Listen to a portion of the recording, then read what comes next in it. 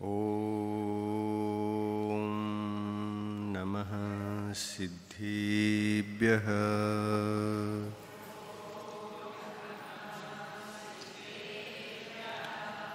ಓಂ ನಮಃ ಸಿದ್ಧೇಭ್ಯಃ.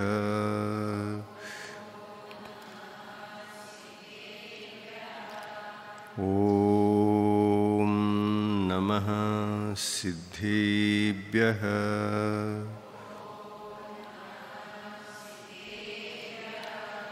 ಯಾರ ಜ್ಞಾನಶಕ್ತಿಕೋಟಿ ಸೂರ್ಯರನ್ನು ಮೀರಿದೆ ಮತ್ತು ಯಾರ ದಿವ್ಯ ಧ್ವನಿಯು ಲೋಕಹಿತವ ಮಾಡಿದೆ. ಮೂರು ಲೋಕದಲ್ಲಿ ಯಾರ ಕೀರ್ತಿ ವ್ಯಾಪ್ತವಾಗಿದೆ, ಅಂಥ ದೇವರಲ್ಲಿ ನನ್ನ ತಲೆಯು ಬಾಗಿದೆ. ಅಂಥ ದೇವರಲ್ಲಿ ನನ್ನ ತಲೆಯು ಬಾಗಿದೆ. ಯಾರ ಜ್ಞಾನ ಪಾಪಕರ್ಮ ಗೆದ್ದು ಶುದ್ಧವಾಗಿದೆ, ಅಮಿತವಾದ ಶಕ್ತಿಯಿಂದ ಸಕಲ ತತ್ವ ತಿಳಿದಿದೆ. ಲೋಕದಲ್ಲಿ ವೀತರಾಗ ಪೂಜ್ಯ ಪದವಿ ಹೊಂದಿದೆ. ಅಂಥ ದೇವರಲ್ಲಿ ನನ್ನ ತಲೆಯು ಬಾಗಿದೆ. ಅಂಥ ದೇವರಲ್ಲಿ ನನ್ನ ತಲೆಯು ಬಾಗಿದೆ. पंच परमेष्टि भगवान की, अहिंसा परमो धर्म की, आचार्य गुरुवर श्री विद्यासागर मुनि महाराज की.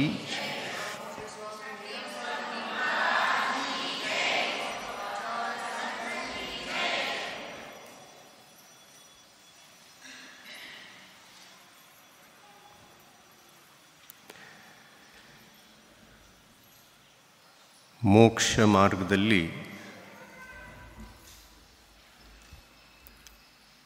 ನಡೆದುಕೊಂಡು ಆತ್ಮಕಲ್ಯಾಣವನ್ನು ಬಯಸುವಂತಹ ಭವ್ಯ ಜೀವಿಗಳಿಗೆ ಆಯಾ ಗತಿಯಲ್ಲಿ ಇರತಕ್ಕಂತಹ ಪ್ರತಿಯೊಂದು ಜೀವಿಗೆ ಸನ್ಮಾರ್ಗವನ್ನು ತೋರಿಸಿಕೊಟ್ಟವರು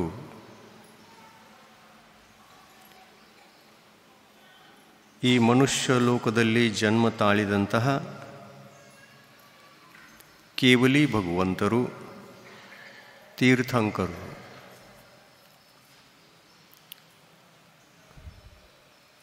ತೀರ್ಥಂಕರರು ತೀರ್ಥದ ನಾಯಕರಿರುವುದರಿಂದ ಅವರಿಗೆ ತೀರ್ಥಂಕರ ಅಂತ ಅಂತೀವಿ.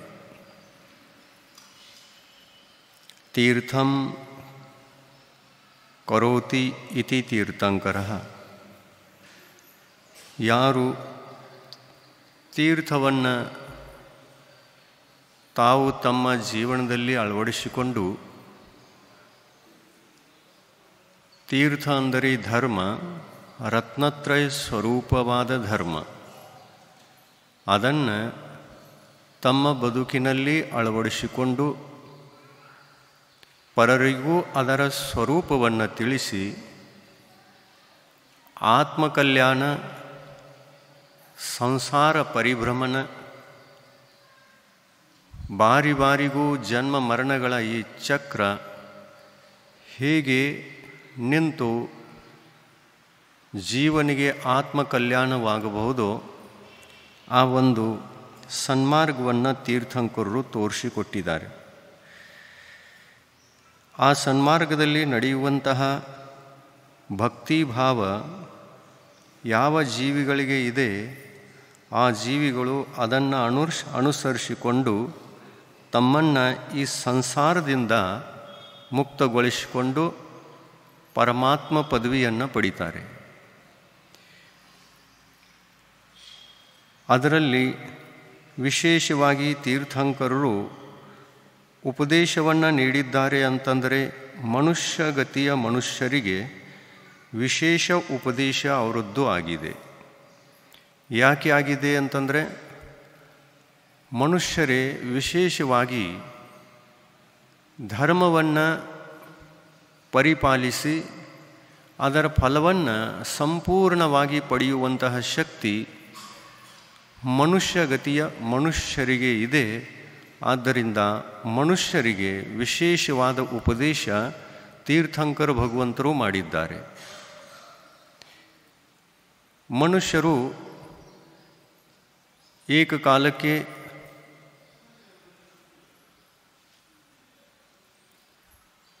ಎಲ್ಲವನ್ನು ತ್ಯಾಗ ಮಾಡಿ ದಿಗಂಬರ ದೀಕ್ಷೆಯನ್ನು ಹೊಂದಿದಾಗ ಈ ನಮ್ಮ ಜೀವನದ ಕಲ್ಯಾಣ ಸಂಪೂರ್ಣವಾಗಿ ಆಗಲಿಕ್ಕೆ ಸಾಧ್ಯ ಇದೆ. ಆದರೆ ಅಂಥದ್ದು ಯಾರಿಗೆ ಸಾಧ್ಯವಿಲ್ಲವೋ ಅಂಥವರಿಗೆ ಯಾವ ಉಪದೇಶವನ್ನು ಮಾಡಿದರು? ಶ್ರಾವಕ ಧರ್ಮದ ಉಪದೇಶವನ್ನು ಮಾಡಿದರು. ಈ ಶ್ರಾವಕ ಧರ್ಮ ಹಂತ ಹಂತವಾಗಿ ಪರಿಗ್ರಹಗಳನ್ನು, ಪಾಪಗಳನ್ನು ಕಡಿಮೆ ಮಾಡಿಕೊಂಡು ಆತ್ಮಶುದ್ಧಿಯನ್ನು ಬೆಳೆಸಿಕೊಳ್ಳತಕ್ಕಂತಹ ಧರ್ಮ.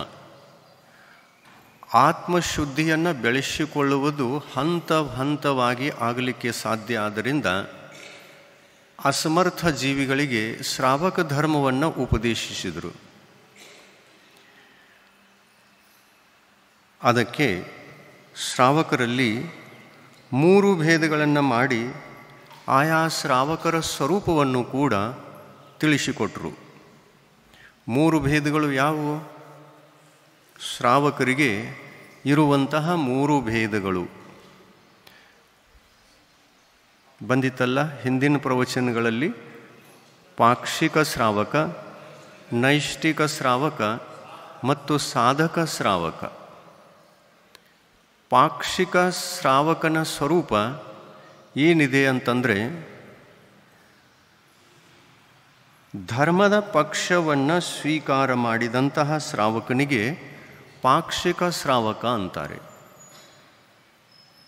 ಅನಾದಿ ಕಾಲದಿಂದ ಈ ಜೀವ ಸ್ವಾಭಾವಿಕವಾಗಿ ಅಧರ್ಮದ ಪಕ್ಷದಲ್ಲಿ ಇರುವಂತಹ ಜೀವ.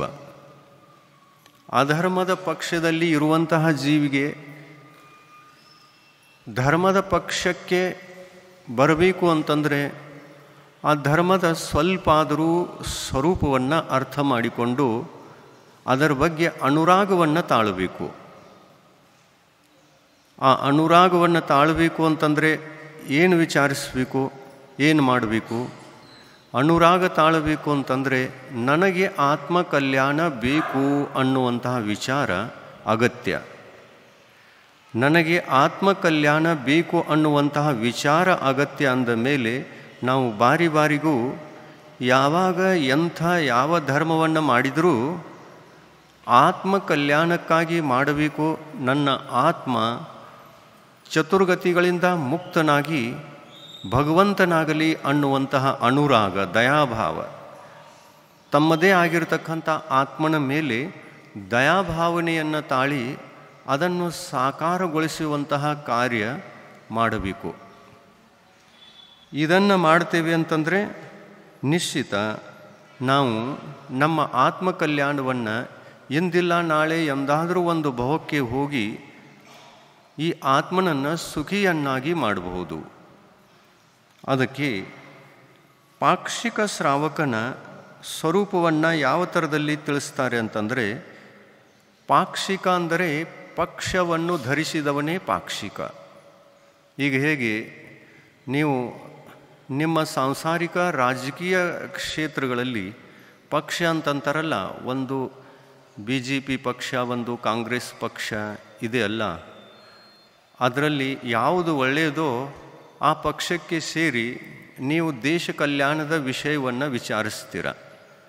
ಹಾಗೆಯೇ ಯಾವ ಥರದಿಂದ ದೇಶ ಕಲ್ಯಾಣವಾಗಲಿ, ಸಮಾಜ ಕಲ್ಯಾಣವಾಗಲಿ, ಸಮಾಜಕ್ಕೆ ಹಿತವಾಗಲಿ ಅನ್ನುವ ದೃಷ್ಟಿಯಿಂದ ಆ ಪಕ್ಷಕ್ಕೆ ಸೇರಿ ನೀವು ಅದಕ್ಕೊಂದು ಓಟ್ ಕೊಟ್ಟು ನಿಮ್ಮ ಸಹಮತಿಯನ್ನು ವ್ಯಕ್ತ ಮಾಡಿ ಅದರ ಮುಖಾಂತರ ಸಮಾಜದ ಕಲ್ಯಾಣವನ್ನು, ದೇಶದ ಕಲ್ಯಾಣವನ್ನು ಬಯಸ್ತೀರಿ. ಯಾವ ಪಕ್ಷದಲ್ಲಿ ಹಿತ ಇದೆ, ಜಾಸ್ತಿ ಹಿತ ಇದೆ, ಅದನ್ನು ನೋಡ್ತೀರಿ. ಅದೇ ಥರ ಇಲ್ಲಿ ಧಾರ್ಮಿಕ ಕ್ಷೇತ್ರದಲ್ಲಿ, ಧರ್ಮ ಕ್ಷೇತ್ರದಲ್ಲಿಯೂ ಕೂಡ ನಾವು ಪಕ್ಷವನ್ನು ತಾಳಿದ್ದೇವೆ. ಎಷ್ಟೋ ಕಾಲದಿಂದ ಯಾವುದೇ ಪಕ್ಷ, ಒಂದಾದರೂ ಪಕ್ಷ ನಮ್ಮ ಬಳಿಯಲ್ಲಿ ಇದ್ದೇ ಇದೆ. ಇನ್ನು ಧಾರ್ಮಿಕ ಕ್ಷೇತ್ರಗಳಲ್ಲಿ ಎರಡೇ ಎರಡು ಪಕ್ಷಗಳಿವೆ. ಸಂಸಾರದಲ್ಲಿ ಅನೇಕ ಪಕ್ಷಗಳಿರ್ಬೋದು, ಅನೇಕ ಪ್ರಕಾರದ ಪಕ್ಷಗಳು ಅಂತಂದರೆ BJP ಇರ್ಬೋದು, ಅದು ಕಾಂಗ್ರೆಸ್ ಇರ್ಬೋದು, ಅದು ಮತ್ಯಾವುದರೂ ಇರ್ಬೋದು. ಇಂಥ ಎಷ್ಟೋ ಪಕ್ಷಗಳು ಸೇರಿ ಸಮಾಜ ಸೇವೆಯನ್ನು ನೀವು ಮಾಡ್ತೀರಿ. ಆತ್ಮದ ಕಲ್ಯಾಣದ ಕ್ಷೇತ್ರದಲ್ಲಿ ಎರಡು ಪಕ್ಷಗಳಿವೆ, ಕೇವಲ ಎರಡು ಪಕ್ಷಗಳು. ಯಾವುವು?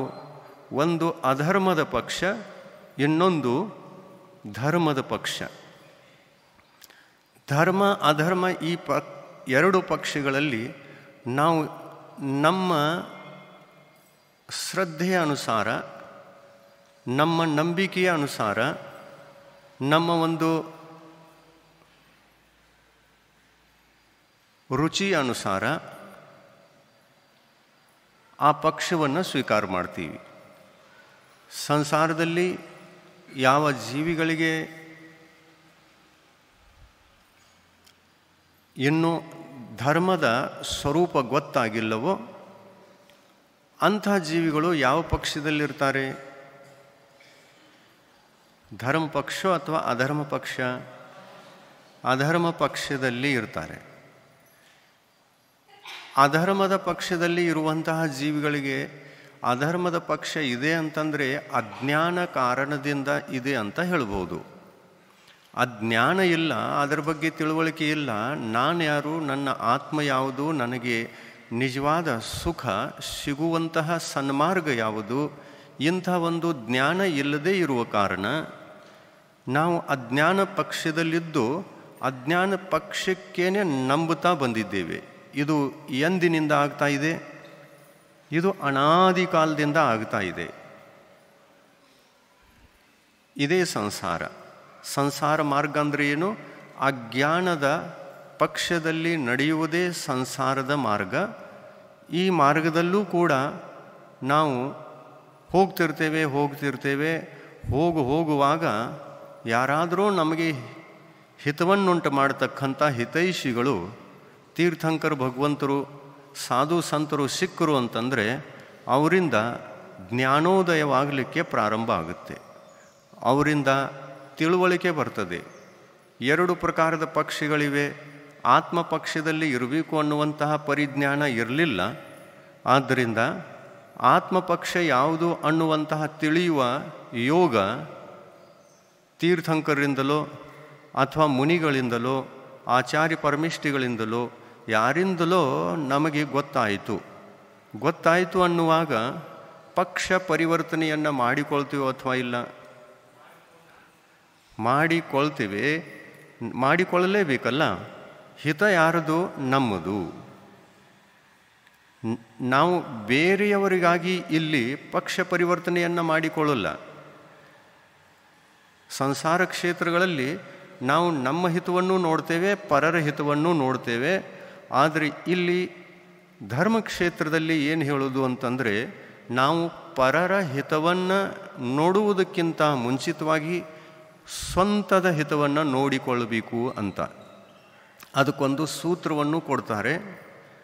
ಆದಹಿದಂ ಕಾದವ್ವಂ ಆದಹಿದಂ ಪರಹಿದಂ ಚ ಕಾದವ್ವಂ. ಆದಹಿದ ಪರಹಿದಾದು, ಆದಹಿದಂ ಸುಟ್ಟು ಕಾದವ್ವಂ.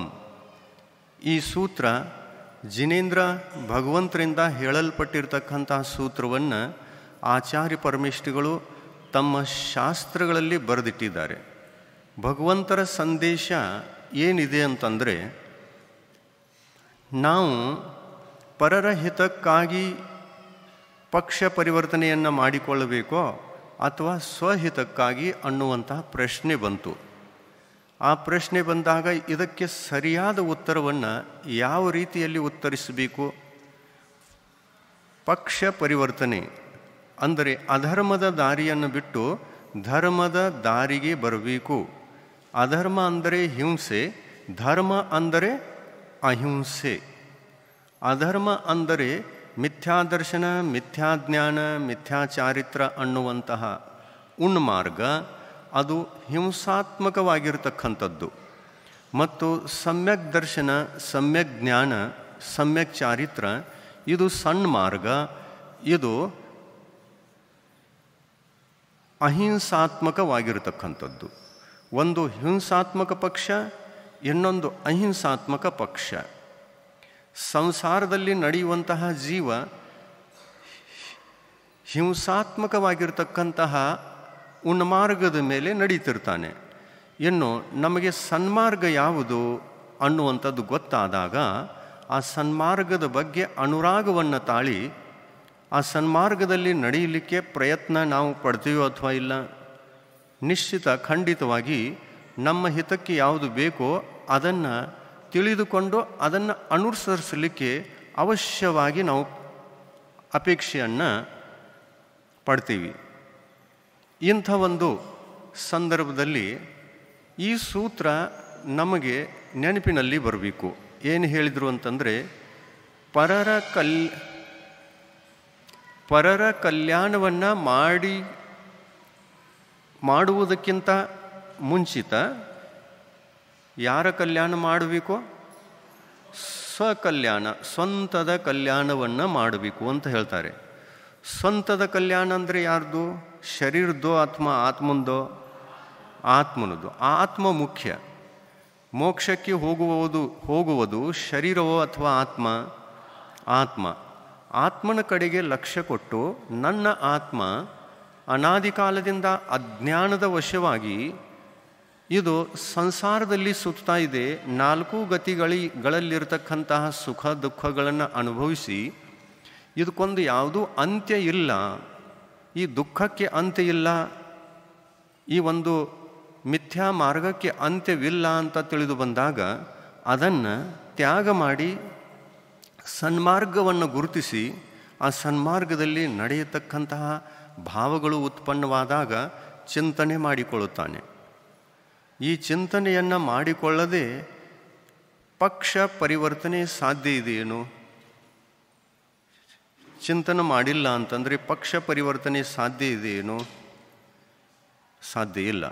ಪಕ್ಷ ಪರಿವರ್ತನೆ ಮಾಡಿಕೊಳ್ಳತಕ್ಕಂತಹ ಚಿಂತನೆ ಆಗುತ್ತೆ, ಆಗೇ ಆಗುತ್ತೆ. ಯಾಕೆಂತಂದರೆ ನಾನು ಇಷ್ಟೊಂದೆಲ್ಲ ಮಾಡ್ತಾ ಇದ್ದರೂ ನನಗೆ ದುಃಖ ಯಾಕೆ ಇದೆ ಅನ್ನುವಂತಹ ವಿಚಾರ ಬರುತ್ತೆ. ಯಾವ ಪಕ್ಷ ಯಾವ ನಮ್ಮ ಗುರಿಯನ್ನು ಸಾಧಿಸಲಿಕ್ಕೆ ಸಾಧನ ರೂಪವಾಗಿ ಸಿದ್ಧವಾಗುವುದಿಲ್ಲವೋ ಅದನ್ನು ನಾವು ಬಿಡಲಿಕ್ಕೆ ಪ್ರಯತ್ನ ಮಾಡ್ತೇವೆ, ಅದರಿಂದ ದೂರ ಆಗಲಿಕ್ಕೆ ಪ್ರಯತ್ನ ಮಾಡ್ತೀವಿ. ಇನ್ನು ಇಂಥ ಒಂದು ಪಕ್ಷದಿಂದ ದೂರವಾಗಬೇಕು ಅಂತಂದರೆ ಮೊಟ್ಟ ಮೊದಲು ನಾವು ಪರರ ಕಲ್ಯಾಣಕ್ಕಿಂತ ಮೊದಲು ನನಗೆ ನನ್ನ ಕಲ್ಯಾಣವಾಗಲಿ ಅನ್ನುವಂಥ ವಿಚಾರ ಬರಬೇಕು. ಅದಕ್ಕಂತಲೇ ಹೇಳೋದು ಈ ಸೂತ್ರದಲ್ಲಿ ಆದಹಿದಂ ಕಾದವ್ವಂ, ಆದಹಿದಂ ಪರಹಿದಂ ಚ ಕಾದವ್ವಂ. ಆದಹಿದ ಪರಹಿದಾದೋ ಆದಹಿದಂ ಸುಟ್ಟು ಕಾದವ್ವಂ. ಆತ್ಮ ಕಲ್ಯಾಣವನ್ನು ಮಾಡಿಕೊಳ್ಳಬೇಕು. ಈ ಗಾಥೆಯ ಅರ್ಥ ಏನು ಅಂತಂದರೆ ಆತ್ಮ ಕಲ್ಯಾಣವನ್ನು ಮಾಡಿಕೊಳ್ಳಬೇಕು. ಮತ್ತೇನು ಹೇಳ್ತಾರೆ? ಮೊದಲೇನು ಹೇಳಿದರು? ಆತ್ಮ ಕಲ್ಯಾಣವನ್ನು ಮಾಡಿಕೊಳ್ಳಬೇಕು. ಆಮೇಲೆ ಏನು ಹೇಳ್ತಾರೆ? ಆತ್ಮ ಕಲ್ಯಾಣ ಹಾಗೂ ಪರ ಕಲ್ಯಾಣವನ್ನೂ ಮಾಡಬೇಕು. ಆದರೆ ಆತ್ಮ ಕಲ್ಯಾಣ ಮತ್ತು ಪರ ಕಲ್ಯಾಣ ಈ ಎರಡವುಗಳಲ್ಲಿ ಯಾವ ಕಲ್ಯಾಣವನ್ನು ಸರಿಯಾಗಿ ಮಾಡಿಕೊಳ್ಳಬೇಕು? ವಿಶೇಷವಾಗಿ ಮಾಡಿಕೊಳ್ಳಬೇಕು. ಆತ್ಮ ಕಲ್ಯಾಣವನ್ನು ಸರಿಯಾಗಿ ಮತ್ತು ವಿಶೇಷವಾಗಿ ಮಾಡಿಕೊಳ್ಳಬೇಕು ಅಂತ ಅನ್ನುವ ಈ ಸೂತ್ರವನ್ನು ಕೊಟ್ಟಿದ್ದಾರೆ. ಅದಕ್ಕಾಗಿ ನಾವು ಪರ ಕಲ್ಯಾಣವನ್ನು ಮಾಡುವುದಕ್ಕಿಂತ ಮೊದಲು ನನ್ನ ಕಲ್ಯಾಣ ಹೇಗೆ ಆಗಲಿ ಅನ್ನುವಂತಹ ವಿಚಾರ ಜಾಸ್ತಿ ಮಾಡಬೇಕು. ಅದನ್ನು ಮಾಡಿದಾಗ ನಾವು ಸಂಸಾರ ಪಕ್ಷವನ್ನು ಬಿಟ್ಟು ಮೋಕ್ಷ ಪಕ್ಷವನ್ನು ಹಿಡಿದುಕೊಳ್ತೇವೆ. ಅಧರ್ಮದ ಪಕ್ಷವನ್ನು ಬಿಟ್ಟು ಧರ್ಮದ ಪಕ್ಷಕ್ಕೆ ಬರ್ತೇವೆ, ಅಜ್ಞಾನದ ಪಕ್ಷವನ್ನು ಬಿಟ್ಟು ಜ್ಞಾನ ಪಕ್ಷಕ್ಕೆ ಬರ್ತೇವೆ, ಶರೀರದ ಪಕ್ಷವನ್ನು ಬಿಟ್ಟು ಆತ್ಮನ ಪಕ್ಷಕ್ಕೆ ಬರ್ತೇವೆ. ಶರೀರ ಆತ್ಮ ಇವು ಎರಡು ಪಕ್ಷಗಳು. ನಾವು ಅನಾದಿ ಕಾಲದಿಂದ ಶರೀರದ ಪಕ್ಷಕ್ಕಾಗಿ ದುಡಿದಿದ್ದೇವೆಯೋ ಅಥವಾ ಆತ್ಮನ ಪಕ್ಷಕ್ಕಾಗಿ ದುಡಿದಿದ್ದೇವೆ? ಶರೀರದ ಪಕ್ಷ. ಇದೊಂದು ನಮ್ಮ ಮನಸ್ಸಿನಲ್ಲಿ ಭ್ರಮೆಯಿತ್ತು. ಶರೀರ ಅಂದರೆ ನಾನು, ಶರೀರಕ್ಕೆ ಬೇಕಾಗುವಂತಹ ಸುಖ ಸಾಮಗ್ರಿಗಳೆಲ್ಲ ನನಗೆ ಸಿಕ್ಕರೆ ಸಾಕು, ಶರೀರದ ಸುಖ ಸಾಮಗ್ರಿಗಳು ಸಿಕ್ಕಾಗ ನಾನು ಸುಖಿ, ಸಿಗದಿದ್ದರೆ ನಾನು ದುಃಖಿ ಅನ್ನುವಂಥ ವಿಚಾರ ನಡೆದುಕೊಂಡು ಬರ್ತಾ ಇತ್ತು. ಇದನ್ನೇ ಹೇಳುವವರು, ತಿಳಿಸುವವರು ನಮಗೆ ಯಾರೂ ಸಿಗಲಿಲ್ಲ. ಶರೀರ ಬೇರೆ ಇದೆ, ಶರೀರ ಪಕ್ಷ ಬೇರೆ, ಆತ್ಮನ ಪಕ್ಷ ಬೇರೆ ಅನ್ನುವಂಥದ್ದನ್ನು ಯಾರೂ ಹೇಳಲಿಲ್ಲ. ಭಗವಂತರೇ ಹೇಳಿದರು, ತೀರ್ಥಂಕರು ಹೇಳಿದರು. ಈ ಜಗತ್ತಿನಲ್ಲಿ ಎಷ್ಟು ಸಂಪ್ರದಾಯಗಳಿವೆಯಲ್ಲ, ಆ ಎಲ್ಲ ಸಂಪ್ರದಾಯಗಳಲ್ಲಿ ತಮ್ಮ ತಮ್ಮ ಮತಕ್ಕೆ ಅನುಸಾರವಾಗಿ ಎಲ್ಲವೂ ವ್ಯವಸ್ಥಿತವಾಗಿ ಅವರು ಅದನ್ನು ಹೇಳ್ತಾರೆ. ಆದರೆ ಆತ್ಮ ಭಗವಂತನಾಗಲಿಕ್ಕೆ ಸಾಧ್ಯತೆ ಇದೆ ಅನ್ನುವ ಮಾತನ್ನು ಯಾವ ಸಂಪ್ರದಾಯದಲ್ಲಿ ಈ ವಿಷಯ ಹೇಳುವಂಥದ್ದು ಎಲ್ಲಿದೆ? ಕೇವಲ ಜೈನ ಮತದಲ್ಲಿದೆ.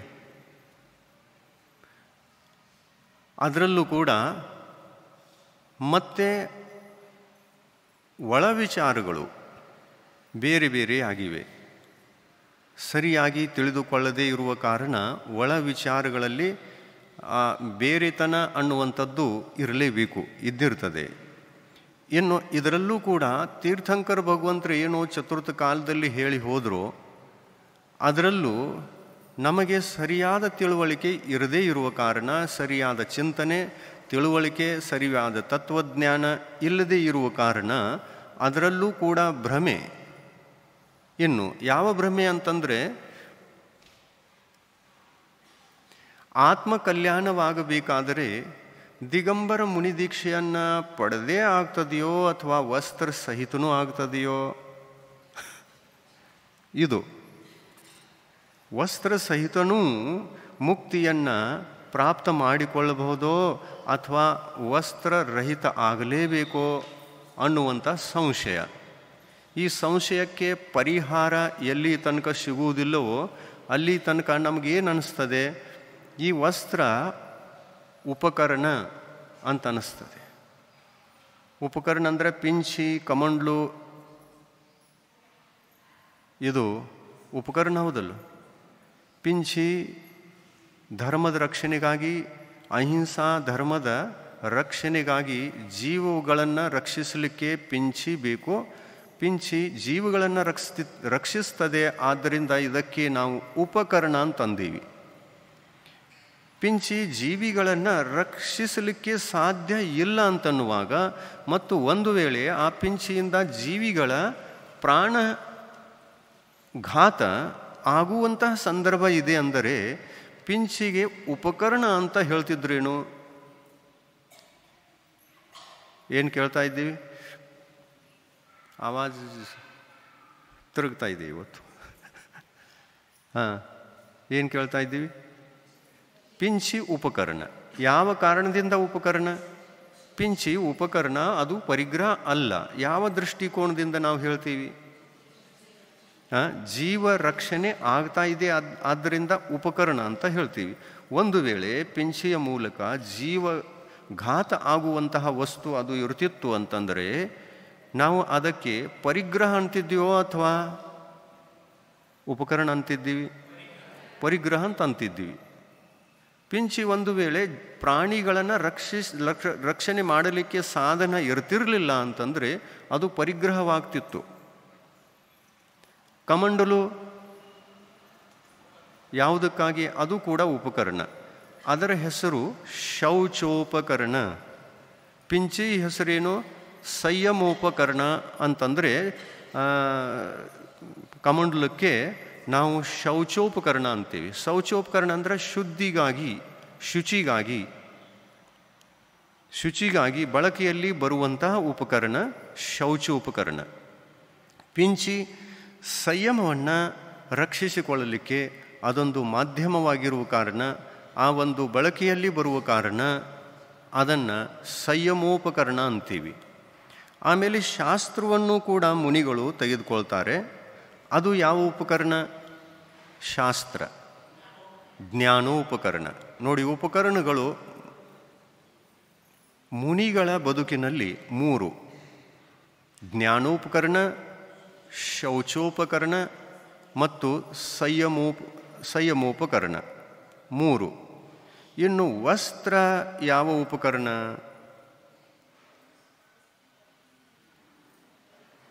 ವಸ್ತ್ರ ಪರಿಗ್ರಹೋ ಅಥವಾ ಉಪಕರಣ?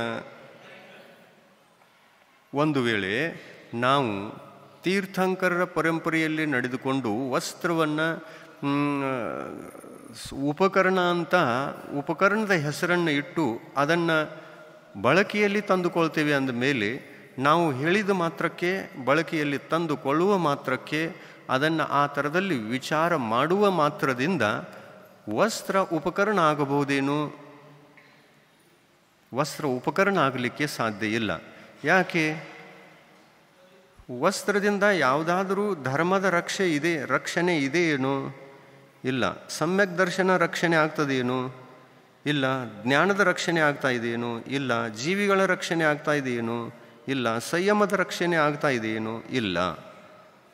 ಇಷ್ಟು ವಿಚಾರವನ್ನು ಮಾಡಿದಾಗ ವಸ್ತ್ರ ಉಪಕರಣವೋ ಅಥವಾ ಪರಿಗ್ರಹ ಅನ್ನುವಂತಹ ವಿಷಯ ಗೊತ್ತಾಗುತ್ತೆ. ಆದರೆ ಈ ಥರದಲ್ಲಿ ಒಂದು ಚಿಂತನೆ ಮಾಡಿದರೆ ಗೊತ್ತಾಗೋದು ತಾನೇ. ಚಿಂತನೆ ಮಾಡಿಕೊಂಡಾಗ ಮಾತ್ರ ಗೊತ್ತಾಗ್ತದೆ. ಚಿಂತನೆ ಮಾಡಿಕೊಳ್ಳಲಿಲ್ಲ ಅಂತಂದರೆ ಗೊತ್ತಾಗೋಲ್ಲ. ಆಮೇಲೆ ಗೊತ್ತಾಗಲಿಲ್ಲ ಅಂತಂದರೆ ಅಂಥ ಒಂದು ಅಜ್ಞಾನದಿಂದ ನಾವು ಅದೇ ಥರ ಆ ವಸ್ತ್ರ ಧರ್ಮ ಉಪಕರಣ, ಧರ್ಮದ ರಕ್ಷಣೆಗೆ ಹೇತು ಸಾಧನ ಅಂತ ಹೇಳಿಕೊಂಡು ಅದನ್ನು ಹೋಗ್ತಾ ಇರ್ತೀವಿ. ಈ ಅಜ್ಞಾನ ಎಲ್ಲಿ ತನಕ ದೂರವಾಗುವುದಿಲ್ಲವೋ ಅಲ್ಲಿ ತನಕ ಆತ್ಮಕಲ್ಯಾಣ ಇಲ್ಲವೇ ಇಲ್ಲ. ಸನ್ಮಾರ್ಗದ ಪ್ರಾಪ್ತಿ ಇಲ್ಲವೇ ಇಲ್ಲ. ಸನ್ಮಾರ್ಗ ಪ್ರಾಪ್ತವಾಗಬೇಕು ಅಂತಂದಾಗ ಮೊಟ್ಟ ಮೊದಲು ನಮಗೆ ಆತ್ಮಕಲ್ಯಾಣದ ದಾರಿ ಸಿಗಬೇಕೋ ಅಥವಾ ಆತ್ಮಕಲ್ಯಾಣದ ದಾರಿ ಸಿಗುವಕ್ಕಿಂತ ಮುಂಚಿತವಾಗಿ ಆತ್ಮಕಲ್ಯಾಣದ ಜ್ಞಾನ ಬೇಕೋ? ಜ್ಞಾನ ಬೇಕು. ಮೊದಲು ತಿಳುವಳಿಕೆ ಬೇಕು. ಹೇಯ ಯಾವುದು, ಉಪಾದೇಯ ಯಾವುದು ಅನ್ನುವಂತಹ ಸಮೀಚೀನ ತಿಳುವಳಿಕೆ, ನಿಜವಾದ ತಿಳುವಳಿಕೆ ಬೇಕು. ಆ ತಿಳುವಳಿಕೆ ಬಂದಾಗ ಸಮ್ಯಕ್ ಜ್ಞಾನದ ಸನ್ಮಾರ್ಗ ಹೋಗುತ್ತೆ. ಅದು ಸಿಕ್ಕಾಗ ಕಲ್ಯಾಣ ಆಗ್ತದೆ. ಅದಕ್ಕಾಗಿ ತೀರ್ಥಂಕರು ಏನು ಹೇಳ್ತಾರೆ ಅಂತಂದರೆ, ಆದಹಿದಂ ಕಾದವ್ವಂ, ಆತ್ಮಹಿತವನ್ನು ಮೊದಲು ಬಯಸಬೇಕು. ಆ ಆತ್ಮಹಿತಕ್ಕೆ ಬೇಕಾಗುವಂತಹ ಸಮ್ಯಕ್ ಜ್ಞಾನ ಅದು ಎಲ್ಲಿ ಸಿಗ್ತದೆಯೋ ಅಲ್ಲಿ ಅದನ್ನು ಹುಡುಕಿ ಅದನ್ನು ಪ್ರಾಪ್ತ ಮಾಡಿಕೊಂಡು ಮೊದಲು ಮಾರ್ಗ ಜ್ಞಾನವನ್ನು ಪ್ರಾಪ್ತ ಮಾಡಿಕೊಳ್ಳಬೇಕು. ಮಾರ್ಗ ಅಂದರೆ ಯಾವುದು ಮತ್ತು ಕುಮಾರ್ಗ ಅಂದರೆ ಯಾವುದು, ಸನ್ಮಾರ್ಗ ಅಂದರೆ ಯಾವುದು ಮತ್ತು ದುರ್ಮಾರ್ಗ ಅಂದರೆ ಯಾವುದು, ಇದನ್ನು ಗುರುತಿಸಿಕೊಳ್ಳಬೇಕು ಅಂತಂದರೆ ವಿಚಾರನೂ ಮಾಡಬೇಕು. ವಿಚಾರ ಮಾಡಬೇಕು ಅಂತಂದರೆ ಸ್ವಲ್ಪ ಸೂತ್ರಗಳು ನಮಗೆ ಸಿಕ್ಕಿರಬೇಕು ಚಿಂತನೆ ಮಾಡಲಿಕ್ಕೆ. ಸೂತ್ರಗಳು ಸಿಕ್ಕಾಗ ನಮ್ಮ ಬುದ್ಧಿ ಮಿಥ್ಯಾ ಮಾರ್ಗದಲ್ಲಿದ್ದದ್ದು ಸನ್ಮಾರ್ಗಕ್ಕೆ ಹತ್ತಿ ಕಲ್ಯಾಣವನ್ನು ಮಾಡಿಕೊಳ್ತಕ್ಕಂತಹ ದಾರಿಗೆ ಬಂದು ಬಿಡ್ತದೆ. ಅದಕ್ಕೆ ಆದಹಿದಂ ಕಾದವ್ವಂ, ನಾವು ಮೊದಲಲ್ಲಿ ಏನು ಬಯಸಬೇಕು? ಆತ್ಮಹಿತವನ್ನು ಬಯಸಬೇಕು. ಮೊದಲಲ್ಲಿ ನಾವು ಆತ್ಮಹಿತವನ್ನೇ ಬಯಸಬೇಕು. ಅನಂತರ ಯಾವುದನ್ನು ಬಯಸಬೇಕು? ನಾವು ಆತ್ಮಕಲ್ಯಾಣ ಮಾಡಿಕೊಳ್ಳುತ್ತಿರುವಾಗ ನಮ್ಮದು ಆಗಲಿ ಅನ್ನುವಂಥದ್ದೇನೋ ಇದೇ ನಮ್ಮ ಮನಸ್ಸಿನಲ್ಲಿ. ನಮ್ಮದಂತೂ ಆಗ್ತಾ ಇದೆ. ಆದರೆ ನನ್ನಂತೆ ನನ್ನ ಕಲ್ಯಾಣ ಹೇಗೆ ಆಗ್ತಾ ಇದೆಯೋ ಅದೇ ಥರ ಪರ ಕಲ್ಯಾಣವೂ ಕೂಡ ಆಗಲಿ ಅನ್ನುವಂಥ ಭಾವನೆ ಬೇಕು. ಬೇಕೋ ಬೇಡ? ನನ್ನದಷ್ಟೇ ಆಗಲಿ, ಪರದ್ದು ಬೇಡ, ಪರರದ್ದು ಬೇಡ ಆ ಥರ ಅನ್ನಬೇಕಾ? ನನ್ನ ಹೊಟ್ಟೆ ತುಂಬಿದರೆ ಸಾಕು, ನಾನು ಊಟ ಮಾಡಿದರೆ ಸಾಕು, ಬೇರೆಯವರ ಚಿಂತೆ ಇಲ್ಲ, ಬೇರೆಯವರಿಗೆ ನನಗೆ ಚಿಂತೆ ಬೇಡ ಅನ್ನಬೇಕಾ? ಇಲ್ಲ. ಆದರೆ ನಮಗೆ ಹಸಿವೆ ಆದಾಗ ನಾವು ಪರರಿಗೆ ಆಹಾರವನ್ನು ಹುಡುಕಬೇಕು ಅಥವಾ ನಮಗಾಗಿ ಆಹಾರವನ್ನು ಹುಡುಕಬೇಕು? ಯಾರಿಗೆ ಹುಡುಕಬೇಕು? ಹಸಿವೆ ಆಗಿದೆ. ಆ ಹಸಿವೆಯಿಂದ ಬಳಲುತ್ತಿರುವಾಗ ನಮಗೆ ಪರರ ಹಸಿವೆಯ ಚಿಂತೆ ಬೇಕೋ ಅಥವಾ ನಮ್ಮ ಹಸಿವೆಯ ಚಿಂತೆ ಬೇಕೋ? ನಮ್ಮ ಹಸಿವೆಯ ಚಿಂತೆ ಬೇಕು. ನಮ್ಮ ಹಸಿವೆಯನ್ನು ನಾವು ಇಂಗಿಸಿಕೊಳ್ಳುತ್ತಿರುವಾಗ, ನಾವು ಆಹಾರವನ್ನು ಸೇವನೆ ಮಾಡುತ್ತಿರುವಾಗ ಪರರನ್ನೂ ಕೂಡ ನೆನೆಸಿಕೊಳ್ಳಬೇಕು. ಪರರೂ ಕೂಡ ನನ್ನಂತೆ ಹಸಿವಿನಿಂದ ಬಾಳುವವರು ಯಾರಾದರೂ ಇದ್ದಾರೆಯೇ ಅನ್ನುವಂಥ ವಿಚಾರ ಬರಲೇಬೇಕು. ಸಮ್ಯಕ್ ದೃಷ್ಟಿ ಜೀವಗಳಿಗೆ ಸ್ವ ಮತ್ತು ಪರ ಎರಡೂ ಕಲ್ಯಾಣದ ಚಿಂತೆ ಇರುತ್ತೆ. ಆದರೆ ಸ್ವದ ಚಿಂತೆ ಮೊದಲಿರ್ತದೆ, ಪರರ ಚಿಂತೆ ನಂತರ ಇರ್ತದೆ. ನಮ್ಮಲ್ಲಿ ನಮ್ಮ ದುಃಖವನ್ನು ನಿವಾರಿಸಿಕೊಳ್ಳುವಂತಹ ಸಾಧನಗಳು ಪ್ರಾಪ್ತವಾಗಿವೆ ಅಂತಂದರೆ ಆ ಸಾಧನವನ್ನು ಮತ್ತೊಬ್ಬರಿಗೂ ಕೊಡುವಂತಹ ಸದ್ಭಾವನೆ ಆಗಬೇಕು, ಆಗಬಾರ್ದು?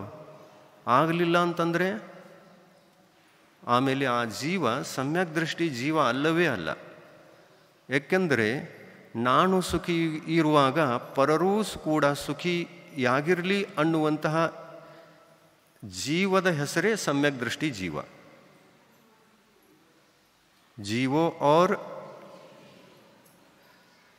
ಜೀವೋ ಅಂತಂದಾಗ ಜಿಯೋ ನೆಟ್ವರ್ಕ್ ಜೀವೋ ಅಂತಂದಾಗ ನೀನು ಜೀವಿಸು ಅಂದ ಹಾಗೆ ಆಯಿತು. ಇನ್ನು ನಾನು ಜೀವಿಸ್ತಾ ಇದ್ದೇನೆ ಅಂದ ಮೇಲೆ ಪರರಿಗೂ ಜೀವಿಸಲು ಬಿಡುವುದು ಅಗತ್ಯವೇನು? ಏನಂತ ಹೇಳಿ ಅಗತ್ಯ ಏನು? ಅಗತ್ಯ. ನೀನು ಜೀವಿಸಬೇಕಾದರೂ ಕೂಡ ಪರರನ್ನು ಜೀವಿಸಲು ಬಿಡಲೇಬೇಕು. ಅವುಗಳನ್ನು ಜೀವಿಸಲಿಕ್ಕೆ ಬಿಡದೇ ಹೊರತು ನಾನೂ ಕೂಡ ಜೀವಿಸಲಿಕ್ಕೆ ಸಾಧ್ಯವಿಲ್ಲ ಅನ್ನುವಂಥದ್ದು ಇದು ಸತ್ಯ. ಹೇಗೆ? ಈಗ ನಿಮ್ಮ ಮನಸ್ಸಿನಲ್ಲಿ ವಿಚಾರ ಬಂತು, ಏನು ಮಾಡಿಕೊಳ್ಳಬೇಕು? ನಾನು ಆತ್ಮಕಲ್ಯಾಣವನ್ನು ಮಾಡಿಕೊಳ್ಳಬೇಕು. ಯಾವ ಥರದಿಂದ? ಅಧರ್ಮದ ಪಕ್ಷವನ್ನು ಬಿಟ್ಟು ಧರ್ಮದ ಪಕ್ಷಕ್ಕೆ ಬಂದು ನಾನು ನೇರವಾಗಿ ಶ್ರಾವಕನಾಗುವುದು ಬೇಡ, ನಾನು ಮುನಿದೀಕ್ಷೆಯನ್ನು ಪಡ್ಕೊಂಡು ಮಹಾವೃತಿಯಾಗಿ ಆತ್ಮಕಲ್ಯಾಣವನ್ನು ಮಾಡಿಕೊಳ್ಳುವ ಬೇಕು ಅನ್ನುವಂಥ ವಿಚಾರ ಬಂತು. ಆ ವಿಚಾರವನ್ನು ನೀವು ಸಾಕಾರವನ್ನು ಮಾಡಿಕೊಂಡ್ರಿ, ಅಂದರೆ ಮುನಿದೀಕ್ಷೆಯನ್ನು ಪಡ್ಕೊಂಡ್ರಿ. ಮುನಿದೀಕ್ಷೆಯನ್ನು ಪಡೆದುಕೊಳ್ಳುವಕ್ಕಿಂತ ಮುಂಚಿತವಾಗಿ ನಾನು ಈ ಮುನಿ ಮಾರ್ಗದಲ್ಲಿಯೇ ನಡೆಯಬೇಕು ಅನ್ನುವಂಥ ವಿಚಾರ ಬಂದಿದೆ. ಆ ವಿಚಾರ ಬಂದಾಗ ಮಹಾವ್ರತಗಳನ್ನು ಸ್ವೀಕಾರ ಮಾಡುವಾಗ ಮೊದಲನೆಯ ಮಹಾವ್ರತ ಯಾವುದು? ಪಂಚಮಹಾವ್ರತಗಳಲ್ಲಿ ಮೊದಲನೇ ಮಹಾವ್ರತ ಯಾವುದು? ಅಹಿಂಸಾ ಮಹಾವ್ರತ. ಇನ್ನು ನೋಡಿ, ಅಹಿಂಸಾ ಮಹಾವ್ರತ ಅಂತಂದರೆ ಅದು ಎರಡು ಪ್ರಕಾರದ್ದು, ಅಂತರಂಗವಾಗಿ ಮತ್ತು ಬಹಿರಂಗವಾಗಿ. ಬಹಿರಂಗ ಅಹಿಂಸಾ ಮಹಾವ್ರತ ಮತ್ತು ಅಂತರಂಗ ಅಹಿಂಸಾ ಮಹಾವ್ರತ. ಇದರಲ್ಲಿ ಯಾವ ಮಹಾವ್ರತವನ್ನು ನಾವು ಮೊದಲು ಸ್ವೀಕಾರ ಮಾಡಬೇಕು? ಅಂತರಂಗವನ್ನು ಮಾಡಬೇಕು ಅಥವಾ ಬಹಿರಂಗವನ್ನು? ಸ್ವಲ್ಪ ವಿಚಾರ ಮಾಡಲಿಕ್ಕೆ ನೀವು ಪ್ರಯತ್ನ ಪಡಿ, ನಿಮಗೆ ತಾನಾಗಿ ಗೊತ್ತಾಗುತ್ತೆ. ಅಂತರಂಗ ಮಹಾವ್ರತವನ್ನು ಪಾಲಿಸಲಿಕ್ಕೆ ಮೊದಲು ಅಪೇಕ್ಷೆ ಪಡಬೇಕು ಅಥವಾ ಬಹಿರಂಗ ಮಹಾವ್ರತವನ್ನು? ಅಂತರಂಗ ಅಪೇಕ್ಷೆಯಂತೂ ನಾವು ಅಂತರಂಗ ಮಹಾವ್ರತವನ್ನೇ ಮೊದಲು ಪ್ರಾಪ್ತ ಮಾಡಿಕೊಳ್ಳಬೇಕು ಅನ್ನುವಂಥ ಭಾವ ಬರಬೇಕು. ಇದು ಬರದೆ ಅದು ಬರೋದಿಲ್ಲ, ಇದೇ ಮೊದಲು ಬರ್ತದೆ. ನಾನು ನನ್ನ ಕಲ್ಯಾಣ ಮಾಡಿಕೊಳ್ಳಬೇಕು ಅನ್ನುವಂಥ ಇಚ್ಛೆ, ಇದು ಅಂತರಂಗ ಇಚ್ಛೆ. ಮತ್ತು ನಾನು ಎಲ್ಲರ ಕಲ್ಯಾಣವನ್ನು ಮಾಡಬೇಕು ಅನ್ನತಕ್ಕಂಥ ಇಚ್ಛೆ, ಇದು ಬಹಿರಂಗ ಇಚ್ಛೆ ಆಯಿತು. ಬಹಿರಂಗ ಇಚ್ಛೆ, ಬಹಿರಂಗ ಅಂತರಂಗ, ಈ ಎರಡು ಪ್ರಕಾರದ ಇಚ್ಛೆಗಳಲ್ಲಿ ಶ್ರೇಷ್ಠವಾದದ್ದು ಯಾವುದು? ಅಂತರಂಗ ಇಚ್ಛೆ. ನನ್ನ ಕಲ್ಯಾಣ ಆಗಬೇಕು ಅನ್ನುವಂಥ ವಿಷಯ ಶ್ರೇಷ್ಠ. ಇನ್ನು ಯಾರು ತಾವು ತಮ್ಮ ಕಲ್ಯಾಣವನ್ನು ಮಾಡಿಕೊಳ್ಳಬೇಕು ಅಂತ ವಿಚಾರದಲ್ಲಿ ಬಂದಿದ್ದಾರೆ, ಆ ವಿಚಾರಕ್ಕೆ ತಕ್ಕಂತೆ ಪ್ರಯತ್ನವನ್ನು ನಡೆಸಿದ್ದಾರೆ ಅನ್ನುವಂಥವರಿಗೆ ತಮ್ಮ ಕಲ್ಯಾಣವನ್ನು ಬಯಸಿ ತನ್ನಲ್ಲಿ ಇರತಕ್ಕಂತಹ ದುಃಖಗಳನ್ನು, ಸಂಕಟಗಳನ್ನು ದೂರ ಮಾಡಿಕೊಳ್ತಾನೆ. ಆಮೇಲೆ ಇದನ್ನು ವಿಚಾರಿಸಿ ದೂರ ಮಾಡಿಕೊಳ್ತಾನೆ. ಯಾವ ಥರ ನನ್ನಲ್ಲಿ ದುಃಖ ಉಂಟಾಗ್ತಾ ಇದೆ, ಸುಖ ಯಾವ ಥರದಿಂದ ಉತ್ಪನ್ನವಾಗಬಹುದು ಅನ್ನುವಂತಹ ವಿಚಾರವನ್ನು ಮಾಡೇ ಮಾಡ್ತಾನೆ. ಈ ಥರ ಮಾಡಿ ಏನೇನು ಮಾಡ್ತಾನೆ ಅಂತಂದರೆ, ನಾನು ಸುಖಿಯಾಗಬೇಕೆಂದರೆ ಪರರಿಗೆ ದುಃಖವನ್ನು ಕೊಡಬಾರದು. ಅಹಿಂಸಾ ಮಹಾವೃತದಲ್ಲಿ ಏನು ಹೇಳ್ತಾರೆ ಅಂತಂದರೆ, ನೀನು ಸುಖಿಯಾಗಿರಬೇಕು ಅಂದರೆ ಪರರಿಗೆ ದುಃಖವನ್ನು ಕೊಡುವುದನ್ನು ತ್ಯಾಗ ಮಾಡು. ನೀನು ಸುಖಿಯಾಗಬೇಕೆಂದಾಗ ಪರರಿಗೆ ದುಃಖ ಕೊಡಬೇಡ. ಪರರಿಗೆ ದುಃಖ ಕೊಡದೇ ಇರುವುದು ಕೂಡ ನಿನ್ನ ಸುಖ.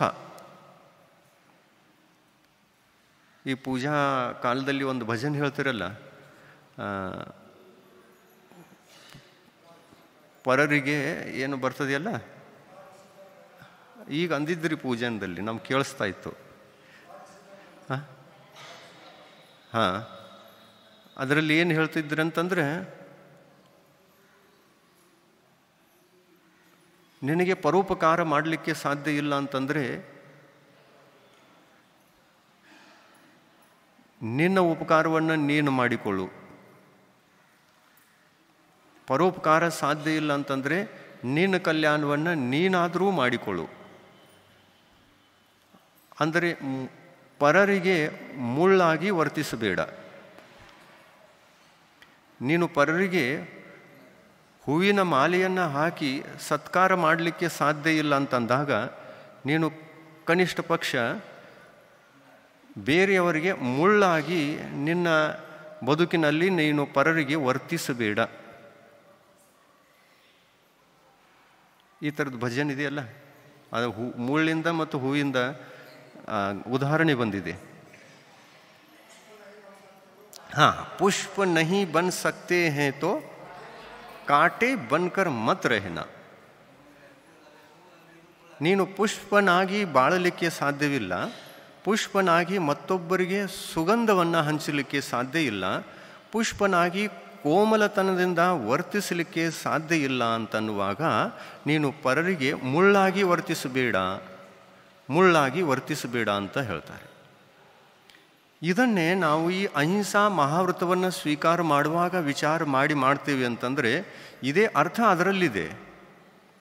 ನಾನು ನನ್ನ ಆತ್ಮನಿಗೆ ಸುಖವನ್ನು ಕೊಡ್ತಕ್ಕಂತಹ ಅಹಿಂಸಾ ವೃತವನ್ನು, ನನ್ನ ಅಂತರಂಗ ಮಹಾವೃತವನ್ನು ಪ್ರಕಟಿಸಿಕೊಳ್ಳಬೇಕು ಅಂತಂದರೆ ಬಾಹ್ಯದಲ್ಲಿ ಪರಜೀವಿಗಳ ರಕ್ಷಣೆಯನ್ನು ಮಾಡುವಂತಹ ಸಂಕಲ್ಪ ನಾನು ಮಾಡಿಕೊಳ್ಳಲೇಬೇಕು.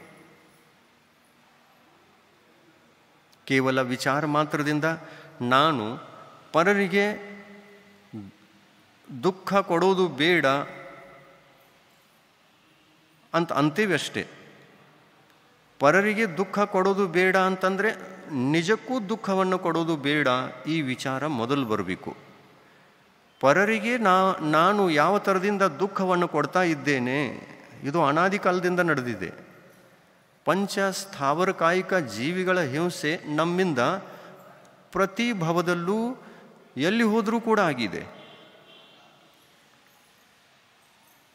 ನಮ್ಮ ಶ್ವಾಸೋಚ್ಛ್ವಾಸದಿಂದಲೂ ಕೂಡ ವಾಯುಕಾಯಿಕ ಜೀವಿಗಳು ಸಾಯ್ತಾ ಇವೆ. ನಾವು ನಡೆಯುವಾಗ ಪೃಥ್ವಿಕಾಯಿಕ ಜೀವಿಗಳು ಸಾಯ್ತಾ ಇವೆ.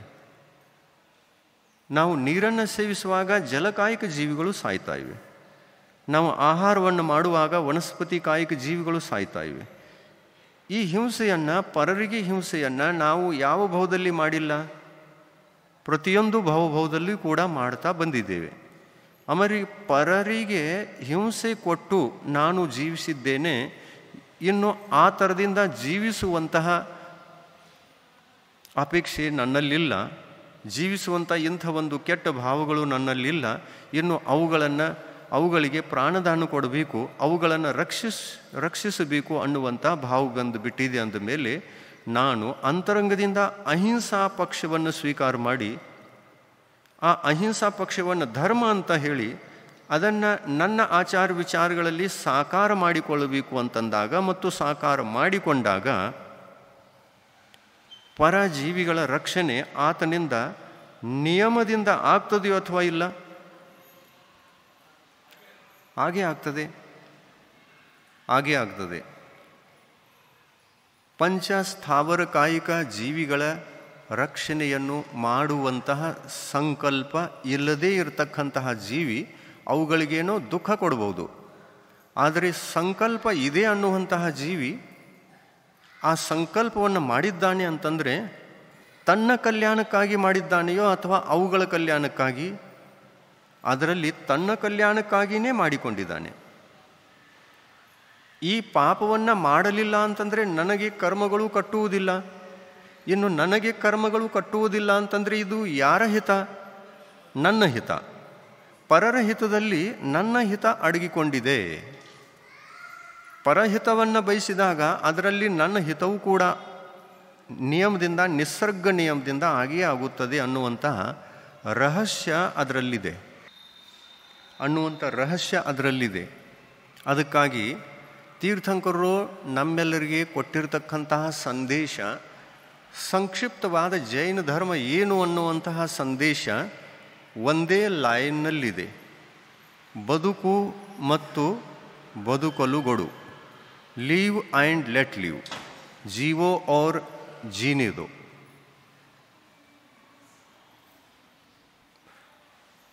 ಜೀವೋ, ನೀನು ಮೊದಲು ಜೀವಿಸು. ಯಾವ ಥರದಿಂದ ಜೀವಿಸು? ಸುಖಿಯಾಗಿ ಜೀವಿಸುವಂತಹ ಕಲೆಯನ್ನು ಕಲಿತುಕೊಂಡು ಮೊದಲು ನೀನು ಜೀವಿಸು. ಆಮೇಲೆ ನೀನು ಆ ಜೀವಿಸುವ ಕಲೆಯನ್ನು ಕಲಿತುಕೊಂಡಿದ್ದೀಯಾ ಅಂತಂದರೆ ಆ ಕಲೆ ಏನನ್ನುವಂಥದ್ದನ್ನು ಬೇರೆಯವರಿಗೂ ಕೂಡ ಸ್ವಲ್ಪ ಹೇಳು ಅಂತಂದ ಹಾಗೆ. ಮುನಿಗಳು ತಮ್ಮ ಜೀವನದಲ್ಲಿ ಅಹಿಂಸಾ ಮಹಾವ್ರತವನ್ನು ಸ್ವೀಕಾರ ಮಾಡಿದಾಗ ಹಿಂಸೆಯನ್ನು ಬಿಟ್ಟಿದ್ದಾರೆ. ಆದ್ದರಿಂದ ಪಾಪಕರ್ಮಗಳು ಕಟ್ತಾ ಇಲ್ಲ. ಇದು ಯಾರ ಕಲ್ಯಾಣ?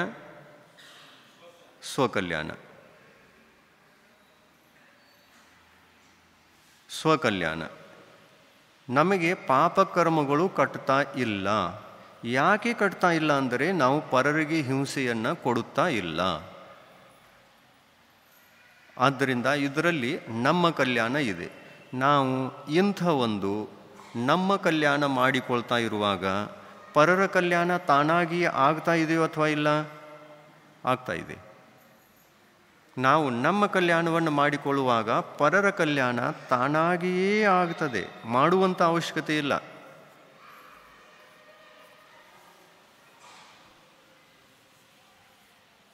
ನಾವು ನಮಗಾಗಿ ನೀರನ್ನು ಕುಡಿತಾ ಇರುವಾಗ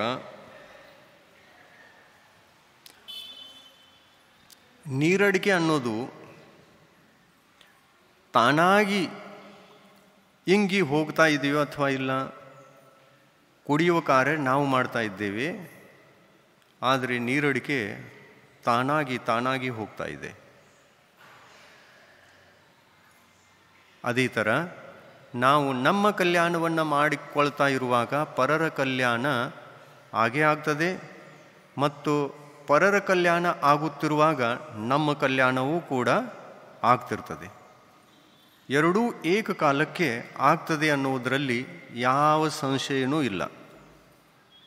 ಇದನ್ನೇ ತೀರ್ಥಂಕರು ಏನು ಹೇಳಿದರು? ಜೀವೋ ಔರ್ ಜೀನೆ ದೋ. ಈ ಜೀವೋ, ಇದರಲ್ಲಿ ಎರಡೂ ಪಕ್ಷ ಇದೆ. ಜೀವೋ, ನೀನು ಜೀವಿಸು. ಜೀನೆದೋ, ಪರರಿಗೂ ಜೀವಿಸಲು ಬಿಡು. ಈ ಎರಡೂ ಪಕ್ಷಗಳು ಮುನಿ ಜೀವನದಲ್ಲಿ ಸಾಕಾರವಾಗಿ ಕಂಡುಬರ್ತವೆ. ಹೌದಲ್ಲ? ಎರಡೂ ಪಕ್ಷಗಳನ್ನು ನೋಡಬೇಕಂತಂದರೆ ಯಾರನ್ನ ನೋಡಬೇಕು, ಯಾರ ದರ್ಶನ ಮಾಡಬೇಕು? ಶ್ರಾವಕರ ದರ್ಶನ ಮಾಡಬೇಕು ಅಥವಾ ಮುನಿಗಳ ದರ್ಶನ ಮಾಡಬೇಕು? ನಿಮ್ಮನ್ನು ನೋಡಿದಾಗ ನೀವು ನಿಮ್ಮನ್ನೂ ರಕ್ಷಿಸಿಕೊಳ್ತಾ ಇಲ್ಲ, ಪರರನ್ನೂ ರಕ್ಷಿಸ್ತಾ ಇಲ್ಲ. ಅದಕ್ಕಾಗಿ ಈ ತೀರ್ಥಂಕರರ ದಿವ್ಯಧ್ವನಿ, ಆ ದಿವ್ಯಧ್ವನಿಯಲ್ಲಿ ಒಂದು ಸಂದೇಶ ಬಂತು ಅಂತಂದರೆ ಯಾರನ್ನು ಉದ್ದೇಶಿಸಿ ಬಂತು ಅಂತಂದರೆ ಶ್ರಾವಕರನ್ನು ಉದ್ದೇಶಿಸಿ ಬಂತು. ಮುನಿಗಳನ್ನು ಉದ್ದೇಶಿಸಿ ಬರಲಿಲ್ಲ, ಶ್ರಾವಕರನ್ನು ಉದ್ದೇಶಿಸಿ ಬಂತು. ಯಾಕೆ ಬಂತು ಅಂತಂದರೆ ಶ್ರಾವಕರು ತಾವೂ ತಮ್ಮ ರಕ್ಷಣೆಯನ್ನೇ ಮಾಡಿಕೊಳ್ತಾ ಇಲ್ಲ ಮತ್ತು ಪರರಿಗೂ ರಕ್ಷಣೆಯನ್ನು ಕೊಡ್ತಾ ಇಲ್ಲ ಅಂತಂದಾಗ ಉಪದೇಶ ಯಾರಿಗೆ? ಮುನಿಗಳಿಗೋ ಅಥವಾ ಶ್ರಾವಕರಿಗೆ?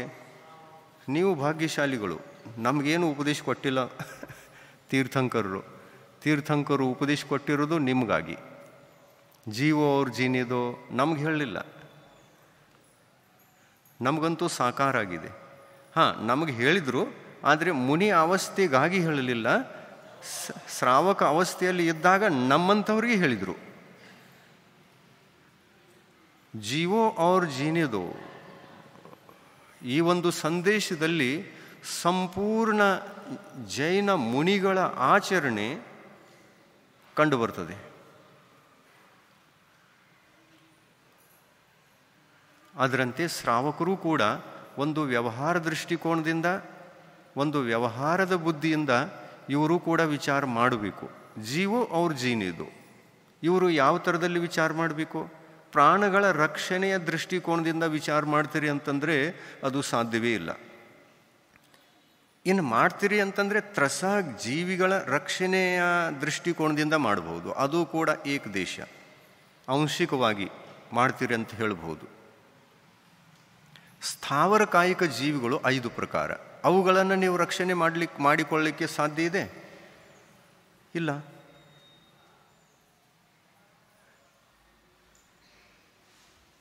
ನೀರು, ಗಾಳಿ, ಬೆಂಕಿ, ನೆಲ, ಪೃಥ್ವಿ ಇದೆಲ್ಲ ಜೀವಿದೆ.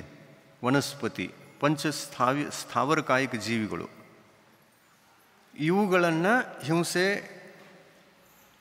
ಅಂಶವಾಗಿಯೂ ನೀವು ಮಾಡಬೇಡಿ ಅಂತಂದಾಗ, ಮತ್ತಂದ್ರೂ ಕೂಡ ಶ್ರಾವಕ ಆಗಿ ಇರಿ, ಅಂಶವಾಗಿಯೂ ಕೂಡ ಈ ಜೀವಿಗಳನ್ನು ಹಿಂಸೆ ಮಾಡಬೇಡಿ ಅಂದಾಗ ಅದು ಸಾಧ್ಯದೇನು? ಶ್ರಾವಕರಾಗಿ ಇದ್ದುಕೊಂಡು ಆ ಜೀವಿಗಳನ್ನು ರಕ್ಷಣೆ ಮಾಡಿಕೊಂಡು ಇರಿ ಅಂತಂದರೆ ಸಾಧ್ಯವೇ ಇಲ್ಲ. ಮತ್ತು ಅದನ್ನು ಮಾಡಲಿಕ್ಕೆ ನೀವು ಪ್ರಯತ್ನ ಪಡ್ತೀರಿ ಅಂತಂದರೆ ನೀವು ಮುನಿ ಆಗದೇ ಹೊರತು ಅದನ್ನು ರಕ್ಷಣೆ ಮಾಡಲಿಕ್ಕೆ ಸಾಧ್ಯ ಇಲ್ಲ. ಮುನಿ ಆಗದೇ ಹೊರತು ಹಿಂಸೆ, ಬದುಕಿನಲ್ಲಿಯ ಹಿಂಸೆ ಹೋಗುವುದೇ ಇಲ್ಲ. ಮತ್ತು ಬದುಕಿನ ಹಿಂಸೆ ಆಗದೆ ಮುನಿ ಜೀವನ ಬರುವುದೇ ಇಲ್ಲ. ಅದಕ್ಕಾಗಿ ಶ್ರಾವಕರಿಗೆ ಪಕ್ಷವನ್ನು ಹೇಳಿಕೊಟ್ಟರು ಭಗವಂತರು. ಜೀವೋರ್ಜಿನಿದು ಅಂತ ಹೇಳಿಬಿಟ್ಟು ಅದರ ಅರ್ಥವನ್ನು ವಿಶ್ಲೇಷಿಸಿ ಹೇಳುವಾಗ ನಿಮ್ಮ ಶ್ರಾವಕರ ಗುಂಪಿನಲ್ಲಿ 3 ವಿಧಗಳು ಅಂತ ಹೇಳಿದರು. ಒಂದು ಗುಂಪ ಪಾಕ್ಷಿಕ ಶ್ರಾವಕರ ವರ್ಗ, ಅದೊಂದು ಗುಂಪ. ಇನ್ನೊಂದು ನೈಷ್ಠಿಕ ಶ್ರಾವಕರ ವರ್ಗ, ಆಮೇಲೆ ಇನ್ನೊಂದು ಸಾಧಕ ಶ್ರಾವಕರ ವರ್ಗ. ಇವುಗಳಲ್ಲಿರತಕ್ಕಂಥ ವ್ಯತ್ಯಾಸ ಏನು ಅಂತಂದರೆ, ಪಾಕ್ಷಿಕ ಶ್ರಾವಕರು ಅಹಿಂಸಾ ಧರ್ಮದ ಪಕ್ಷಕ್ಕೆ ಬರಬೇಕು ಅನ್ನುವ ದೃಷ್ಟಿಯಿಂದ ಅದಕ್ಕೆ 2 ದಾರಿಗಳನ್ನು ತೋರಿಸಿದರು.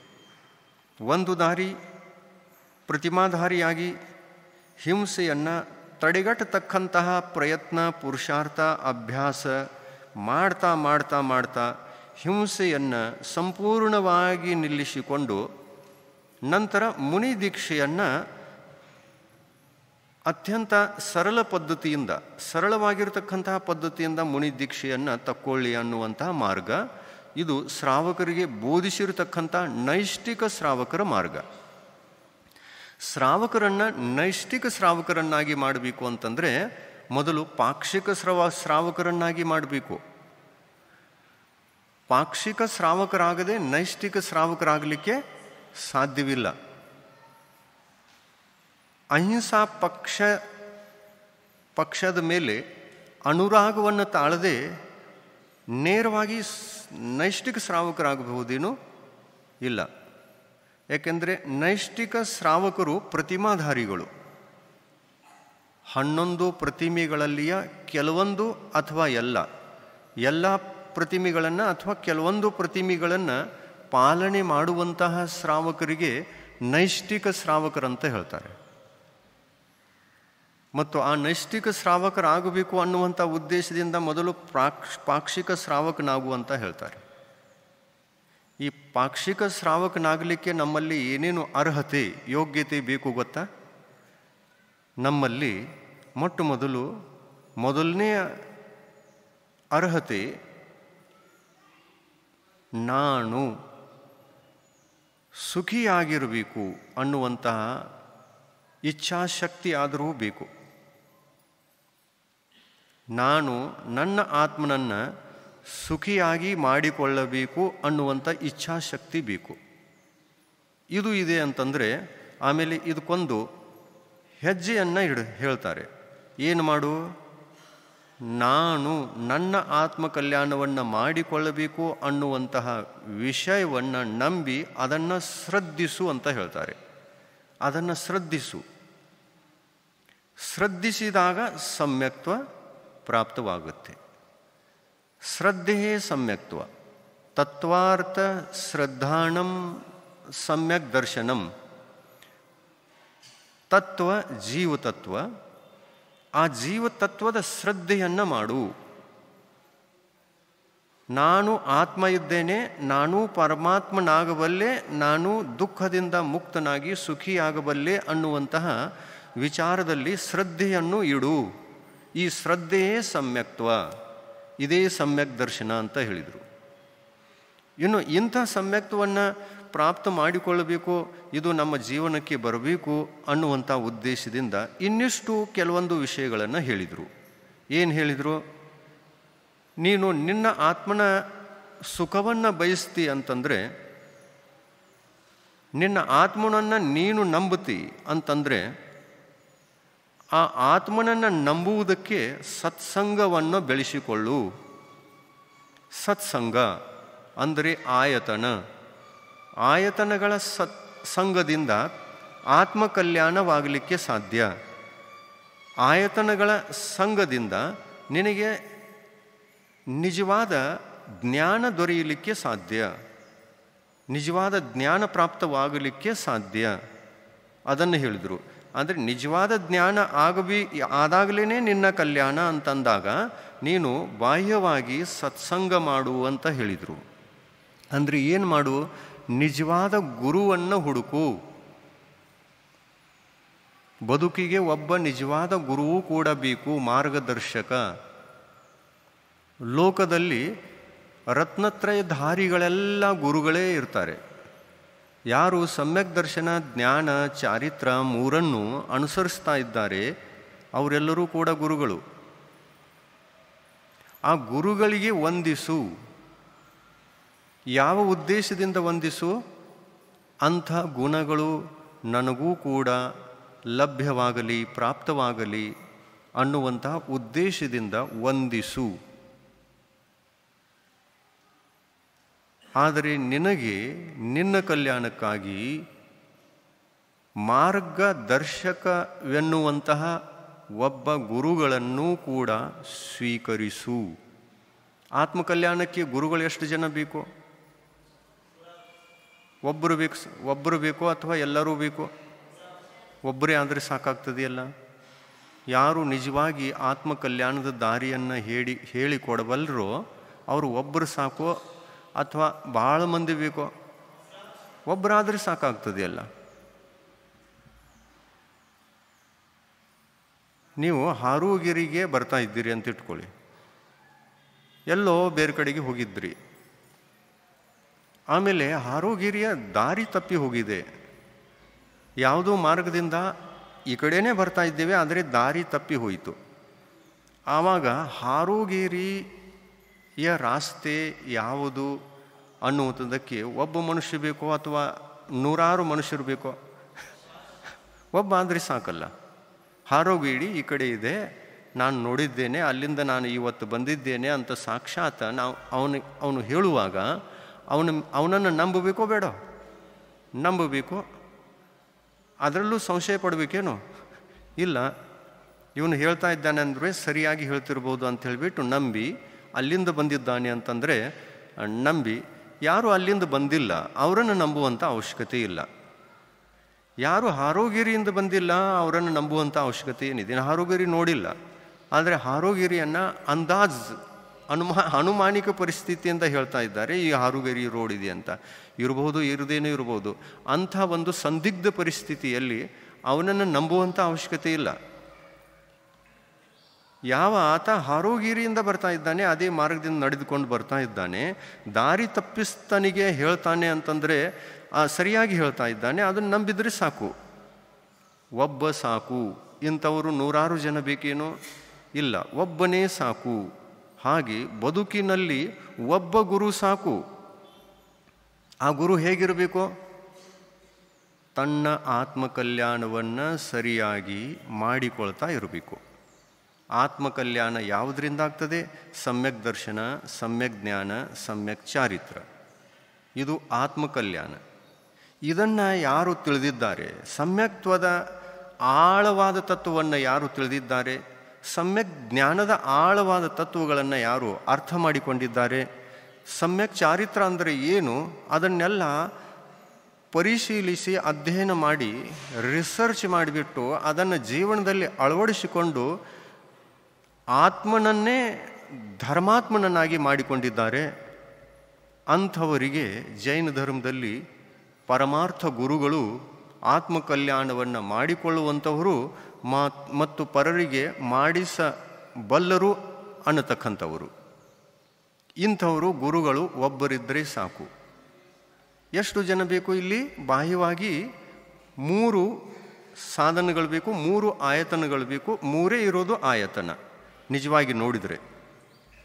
ಆಮೇಲೆ ಇವರಿಲ್ಲ ಅಂದ ಮೇಲೆ, 3 ಜನ ಇಲ್ಲ ಅಂದ ಮೇಲೆ, ಇನ್ನು ಇವರ ಭಕ್ತರನ್ನು ನಾವು ಅನುಸರಿಸ್ತಾ ಇದ್ದೇವೆ ಅಂದರೆ ನಮ್ಮ ಧರ್ಮದ ರಕ್ಷಣೆ ಸ್ವತಃ ತಾನಾಗಿ ಆಗುತ್ತೆ. ಭಕ್ತರು ನಿಜವಾದ ದೇವಭಕ್ತ, ನಿಜವಾದ ಗುರುಭಕ್ತ, ನಿಜವಾದ ಶಾಸ್ತ್ರಭಕ್ತ, ಇವರ ಜೊತೆಯಲ್ಲಿರುವಾಗ ನಮಗೆ ಒಂದು ಧೈರ್ಯ, ನಮಗೆ ಒಂದು ಹಿತಚಿಂತನೆ. ಯಾಕೆಂದರೆ ನಾವು ಕೂಡಿಕೊಂಡು ಎಲ್ಲರೂ ಪರಸ್ಪರದಲ್ಲಿ ನಿಜವಾದ ದೇವಶಾಸ್ತ್ರ ಗುರುಗಳನ್ನು ನಂಬಿದ್ದೇವೆ ಅಂದಮೇಲೆ ಅವರು ಎಂಥ, ಯಾವುದು, ತತ್ವಗಳೇನು ಅನ್ನುವಂಥ ಧಾರ್ಮಿಕ ಚರ್ಚೆ ಪರಸ್ಪರದಲ್ಲಿ ಆಗಲಿಕ್ಕೆ ಸಾಧ್ಯತೆ ಇದೆ. ಇನ್ನು ಯಾರು ಭಕ್ತರಲ್ಲ ಅಂಥವರಲ್ಲಿ ಏನು ಚರ್ಚೆ ಮಾಡೋದು? ನಾವು ಚರ್ಚೆ ಆಗಲಿಕ್ಕೆ ಸಾಧ್ಯ ಇಲ್ಲ.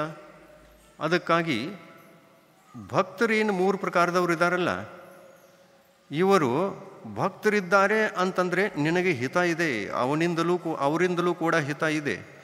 ಯಾಕೆಂತಂದರೆ ನನಗೆ ಏನಾದರೂ ದಾರಿ ತಪ್ಪಿದಾಗ ಮತ್ತೊಬ್ಬರು ಹೇಳ್ಬೋದು, ಮತ್ತೊಬ್ಬರು ತಪ್ಪಿದಾಗ ನಾನು ಹೇಳ್ಬೋದು.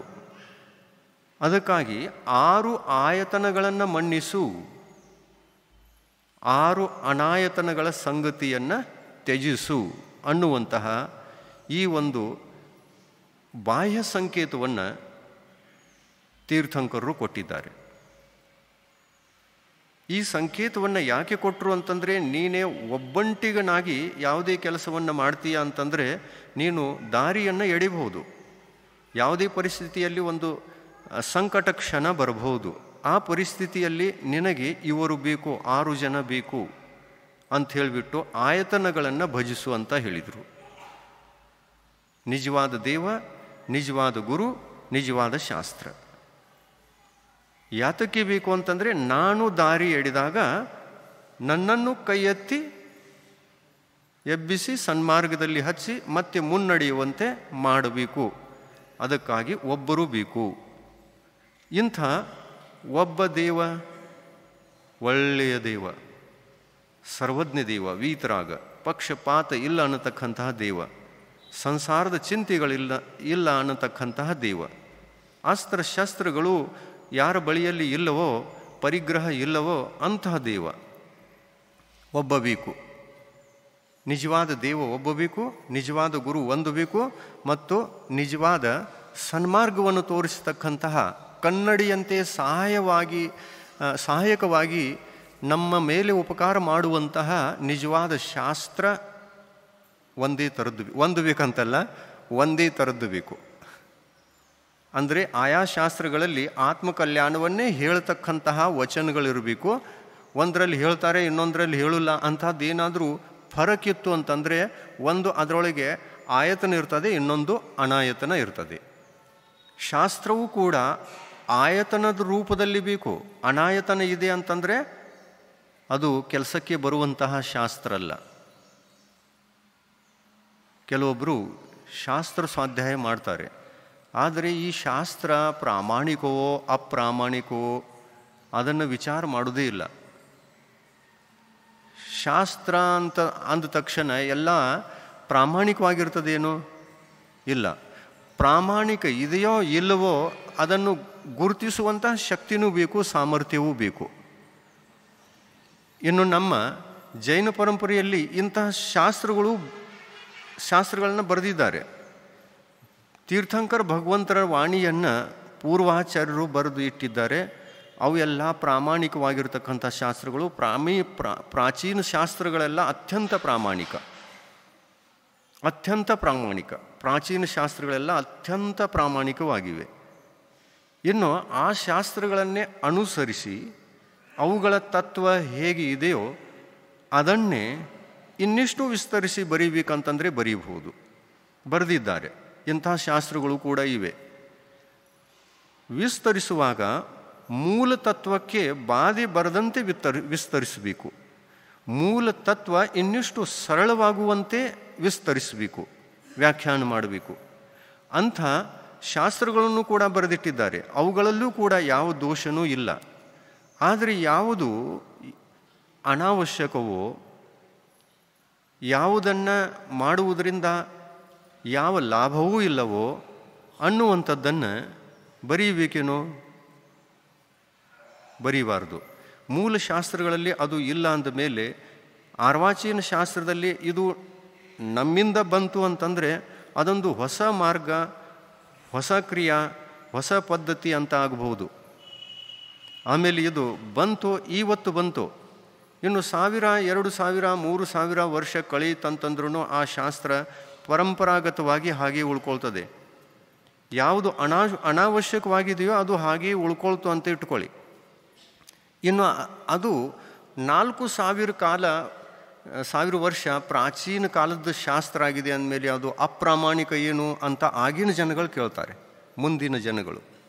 ಇದು 4000 ವರ್ಷ ಹಳೇದಿದೆಯಲ್ಲ ಅಂತ. ಅಲ್ಲ, ಹಳೇದಿರುವುದರಿಂದ ಪ್ರಾಮಾಣಿಕ ಮತ್ತು ಹೊಸಾದ ಇರುವುದರಿಂದ, ಹೊಸ ಕಾಲದಲ್ಲಿ ಬರೆಯುವುದರಿಂದ ಅಪ್ರಾಮಾಣಿಕ ಅನ್ನುವಂತಹ ಈ ಶಾಸ್ತ್ರದ ಪರಿಭಾಷೆ ಲಕ್ಷಣ ಇದು ಒಳ್ಳೆಯದೇನು? ಅಲ್ಲ. ಶಾಸ್ತ್ರ ಪ್ರಾಚೀನವಾಗಿರುವ ಕಾರಣದಿಂದ ಸತ್ಯ ಇರ್ತದೆ, ಮತ್ತು ಅರ್ವಾಚೀನ ಕಾಲದಲ್ಲಿ ಬರೆದಿರತಕ್ಕಂಥದ್ದಿದೆ ಆದ್ದರಿಂದ ಅಸತ್ಯ ಇರ್ತದೆ ಅನ್ನುವಂಥ ಸತ್ಯಾಸತ್ಯದ ಶಾಸ್ತ್ರದ ಸತ್ಯಾಸತ್ಯದ ಸ್ವರೂಪದ ಪರಿಭಾಷೆ ಲಕ್ಷಣ ಇದು ಅಲ್ಲ. ಆಮೇಲೆ ಶಾಸ್ತ್ರ ಹೇಗಿರಬೇಕು? ಶಾಸ್ತ್ರ ಸತ್ಯ ಇರಬೇಕು, ಆದರೆ ತತ್ವಗಳ ಅಪೇಕ್ಷೆಯಿಂದ ಸತ್ಯ ಇರಬೇಕು. ತತ್ವಗಳನ್ನು ಎಳೆದಿರಬಾರ್ದು. ತತ್ವಗಳನ್ನು ಬರಿದಿರುವಾಗ, ಸನ್ಮಾರ್ಗ ಹೇಳುವಾಗ ಆ ಸನ್ಮಾರ್ಗವನ್ನು ಎಳೆದು ಯಾವುದೇ ಅನಾವಶ್ಯಕ ವಿಷಯಗಳನ್ನು ಸೇರಿಸಿ ಹೇಳಿತು ಅಂತಂದರೆ ಅದು ಶಾಸ್ತ್ರ ಆಗಿ ಉಳಿಯಲಿಕ್ಕೆ ಸಾಧ್ಯ ಇಲ್ಲ. ಈ ಥರದಲ್ಲಿ ಕೆಲವೊಂದು ವಿಷಯಗಳು ನಮ್ಮ ಜೈನ ಪರಂಪರೆಯಲ್ಲಿ ಆಗಿವೆ. ಆದರೂ ಕೂಡ ವಿವೇಕವಂತರು, ಬುದ್ಧಿವಂತರು, ವಿಚಾರ ಮಾಡುವಂತಹ, ವಿಚಾರವಂತಿಕೆ ಇರುವಂತಹ ಜ್ಞಾನಿ ಜೀವಿಗಳು ನೋಡಿಕೊಂಡು ನಡೀತಾರೆ. ಆದರೆ ಸ್ವಲ್ಪ ಜ್ಞಾನ ಯಾರಿಗೆ ವಿಚಾರವಂತಿಕೆ, ಜ್ಞಾನ ಅನ್ನೋಂಥದ್ದು, ಸ್ವಾಧ್ಯಾಯ ಅನ್ನತಕ್ಕಂಥದ್ದು ಇರುವುದಿಲ್ಲಲ್ಲ, ಅವರೇನು ಮಾಡ್ತಾರೆ? ಅದನ್ನೇ ಹಿಡ್ಕೊಂಡು ಬಿಡ್ತಾರೆ. ಅರ್ವಾಚೀನ ಕಾಲದಲ್ಲಿ ಯಾವುದೋ ಒಂದು ಪರಿಸ್ಥಿತಿಯಲ್ಲಿ ಬರೆದಿರತಕ್ಕಂಥ ವಿಷಯವನ್ನು ಅದೇ ಜೈನ ತತ್ವ, ಜೈನ ಮಾರ್ಗ, ಅದೇ ಜೈನ ಪರಂಪರೆ, ಅದನ್ನೇ ದೊಡ್ಡದನ್ನಾಗಿ ಮಾಡಿಕೊಂಡು ಅದನ್ನು ಜೀವನಕ್ಕೆ ಅಳವಡಿಸ್ಕೊಂಡು ಬಿಡ್ತಾರೆ. ಆಮೇಲೆ ಅದೊಂದು ಶ್ರದ್ಧೆಯ ವಿಷಯವಾಗಿ, ನಂಬಿಕೆಯ ವಿಷಯವಾಗಿ ಬಿಟ್ಟು ಅದು ಧರ್ಮ ಆಗಿರ್ತದೆ ಅವರಿಗೆ. ಆದರೆ ಧರ್ಮ ಇದೆಯೇನು? ಇಲ್ಲ, ಅದು ಧರ್ಮ ಅಲ್ಲ. ಆದರೆ ಧರ್ಮ ಅಂತ ನಂಬಿಕೊಂಡಿರ್ತೇವೆ ಅಷ್ಟೇ. ಧರ್ಮ ಅಲ್ಲ ಅಂದ್ರೂ ನಂಬಿಕೊಂಡಿರ್ತೇವೆ. ಅಂದರೆ ನಂಬುವಂತಹ ಈ ವಿಷಯ ನಮಗೆ ಸಮ್ಯಕ್ತ್ವಕ್ಕೆ ಅಡ್ಡಿಯನ್ನುಂಟು ಮಾಡುತ್ತೆ, ಸಮ್ಯಕ್ತ್ವದ ಧರ್ಮಕ್ಕೆ. ಯಾಕಂದರೆ ಯಾವುದು ತತ್ವ ಅಲ್ಲವೋ ಅದನ್ನು ತತ್ವ ಅಂತ ಮನ್ನಿಸ್ತೀವಿ, ಯಾವುದು ಅವಶ್ಯಕವಲ್ಲವೋ ಅದನ್ನು ಅವಶ್ಯಕ ಅಂತ ಮನ್ನಿಸ್ತೀವಿ, ಯಾವುದು ಧರ್ಮವಾಗಿರಲಿಲ್ಲವೋ ಅದನ್ನು ಧರ್ಮ ಅಂತ ನಂಬಿಕೊಂಡಿರ್ತೀವಿ. ಈ ಥರ ತಪ್ಪು ನಂಬಿಕೆಗಳಾಗಿ ಮೂಢನಂಬಿಕೆಗಳು ನಮ್ಮ ಬದುಕಿನಲ್ಲಿ ಹೆಚ್ಚಾಗ್ತಾ ಹೋಗ್ಬೋದು. ಅದಕ್ಕಾಗಿ ಸಮ್ಯಕ್ತವನ್ನು ಪಾಲಿಸುವಂತಹ ಭವ್ಯ ಜೀವಿಗಳಿಗೆ ಏನು ಹೇಳ್ತಾರೆ? ವಿವೇಕವಂತರಾಗಿರಬೇಕು. ಶ್ರಾವಕ, ಈ ಶಬ್ದವನ್ನು, ಇದೊಂದು ಹೆಸರು, ಈ ಶ್ರಾವಕರ ಹೆಸರಲ್ಲಿದು, ಇದು ಗೃಹಸ್ಥರಿಗೆ ಕೊಡುವಂತಹ ಒಳ್ಳೆಯ ಪದವಿ. ನಿಮಗೆ ಶ್ರಾವಕ ಅನ್ನೋದು ಅಂತಂದರೆ ಇದು ಒಳ್ಳೆಯ ಪದವಿ ಇದೆ ನಿಮಗೆ. ಪದವಿ ಯಾರು ಕೊಟ್ಟರು? ಭಗವಂತರು ಕೊಟ್ಟಿದ್ದಾರೆ. ಇದನ್ನು ಅವರ ಉಪದೇಶದಿಂದ ಬಂದಿದೆ. ಗೃಹಸ್ಥರಿಗೆ ಗೃಹಸ್ಥರು ಅಂತ ಹೇಳ್ಬೋದಾಗಿತ್ತಲ್ಲ. ಹುಟ್ಟುವಾಗ ನಾವು ಮನೆಯಲ್ಲಿ ಹುಟ್ಟಿದ್ದೇವೆ. ಗೃಹಸ್ಥ ಅಂತಂದರೆ ಏನು? ಗೃಹದಲ್ಲಿ ಇರುವವರಿಗೆ. ಸ್ಥ ಅಂದರೆ ಇರುವುದು, ಗೃಹ ಅಂದರೆ ಮನೆ. ಗೃಹದಲ್ಲಿ ಸ್ಥ ಇರುವವನು ಗೃಹಸ್ಥ. ಯಾರು ಮನೆಯಲ್ಲಿ ಹುಟ್ಟಿದ್ದಾರೆ, ಮನೆಯಲ್ಲಿರ್ತಾರೆ, ಅವರೇ ಗೃಹಸ್ಥರು. ಇನ್ನು ಮನೆಯಲ್ಲಿ ಹುಟ್ಟಿ ಮನೆಯಲ್ಲಿ ಇದ್ದು ಶ್ರಾವಕನಾಗಿ ಬಾಳಬೇಕು, ಅದು ಧರ್ಮ. ಶ್ರಾವಕರಾದಾಗ ಬದುಕಿನಲ್ಲಿ ಧರ್ಮ ಬರುತ್ತೆ. ಇನ್ನು ಧರ್ಮ ಬರಬೇಕು ಅಂತಂದರೆ ನಮ್ಮಲ್ಲಿ ಧರ್ಮದ ಆಯಾ ಲಕ್ಷಣಗಳು ಮೂಡಿ ಬರಬೇಕು. ಎಂಥದ್ದು? ಶ್ರಾವಕ, ಈ ಶಬ್ದ ಹೇಳ್ತಾ ಇದೆ. ಸ್ರ ಅಂದರೆ ಏನು? ಸ್ರ ಅಂದರೆ ಶ್ರದ್ಧೆ. ಸ್ರದಿಂದ ಶ್ರದ್ಧೆ ಅಂತ ತಗೊಂಡಿದ್ದಾರೆ. ಅಂದರೆ ಶ್ರದ್ಧಾವಂತನಾಗಬೇಕು. ವ ಅಂದರೆ ವಿವೇಕ. ಗೃಹಸ್ಥ ಯಾವಾಗಲೂ ವಿವೇಕಿ ಆಗಿ ಧರ್ಮವನ್ನು ಪಾಲಿಸ್ತಾ ಇದ್ದಾನೆ ಅಂತಂದರೆ ವಿವೇಕವಂತ. ಆ ವಿವೇಕದ ಜ್ಞಾನ ಮೂಡಿ ಬರಬೇಕು ಅಂತಂದರೆ ಶಾಸ್ತ್ರ ಸ್ವಾಧ್ಯಾಯ ಮಾಡಲೇಬೇಕು. 6 ಕ್ರಿಯೆಗಳನ್ನು ನಿರಂತರ ಪಾಲಿಸಲೇಬೇಕು. ದೇವಪೂಜೆ, ಗುರುಪಾಸ್ತಿ, ಸ್ವಾಧ್ಯಾಯ. ಸ್ವಾಧ್ಯಾಯ ನಿತ್ಯ ಬೇಕು, ಮಾಡಬೇಕು.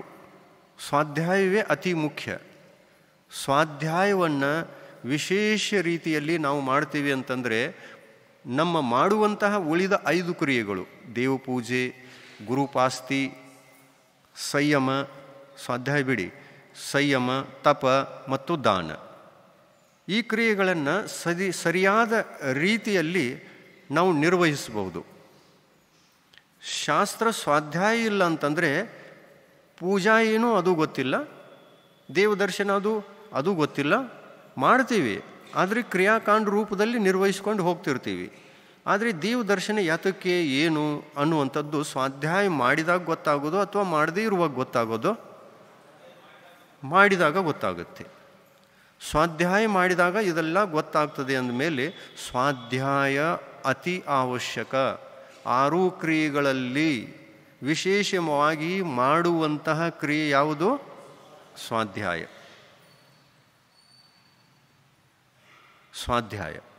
ಸ್ವಾಧ್ಯಾಯ ಒಂದಿದೆ ಅಂತಂದರೆ ಎಲ್ಲ ಕ್ರಿಯೆಗಳು ಸಮೀಚೀನ. ಸ್ವಾಧ್ಯಾಯ ಒಂದಿಲ್ಲ ಅಂತಂದರೆ ಎಲ್ಲ ಕ್ರಿಯೆಗಳು ಮಿಥ್ಯೆ, ಕೇವಲ ಕ್ರಿಯಾಕಾಂಡ ಮಾತ್ರ. ಈ ಥರ ಆಗ್ತದೆ. ಅದಕ್ಕಾಗಿ ಸ್ವಾಧ್ಯಾಯ ಬೇಕು. ಜಿನ ಭಗವಂತರು ನಿಮಗೆ ಒಂದು ಒಳ್ಳೆಯ ಪದವಿಯನ್ನು ಕೊಟ್ಟರು. ನೀವು ಗೃಹಸ್ಥರಲ್ಲ ಅಂದರು. ನೀವು ಶ್ರಾವಕರಾಗಿ ಬಾಳಬೇಕು, ಗೃಹಸ್ಥರಾಗಿ ಬಾಳಬಾರ್ದು. ಗೃಹಸ್ಥರಾಗಿ ಬಾಳುವಂತಹ ಕ್ರಿಯೆ ನಮ್ಮ ಜನ್ಮದಿಂದಲೇ ಇದೆ. ಅದೇನೋ ನೈಸರ್ಗಿಕವಾಗಿದೆ. ಮನೆಯಲ್ಲಿ ಹುಟ್ಟಿದ್ದೇವೆ ಅಂದರೆ ಗೃಹಸ್ಥರು, ಮನೆಯಲ್ಲಿ ಬಾಳ್ತಾ ಇದ್ದೇವೆ ಅಂತಂದರೆ ಗೃಹಸ್ಥರು, ಮನೆ ತ್ಯಾಗ ಇಲ್ಲ ಅಂತಂದರೆ ಗೃಹಸ್ಥರು.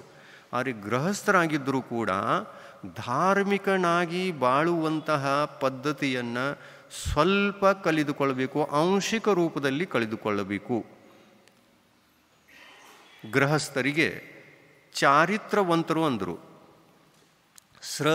ಸ್ರ ಅಂದರೆ ಶ್ರದ್ಧಾವಂತ, ವ ಅಂದರೆ ವಿವೇಕವಂತ.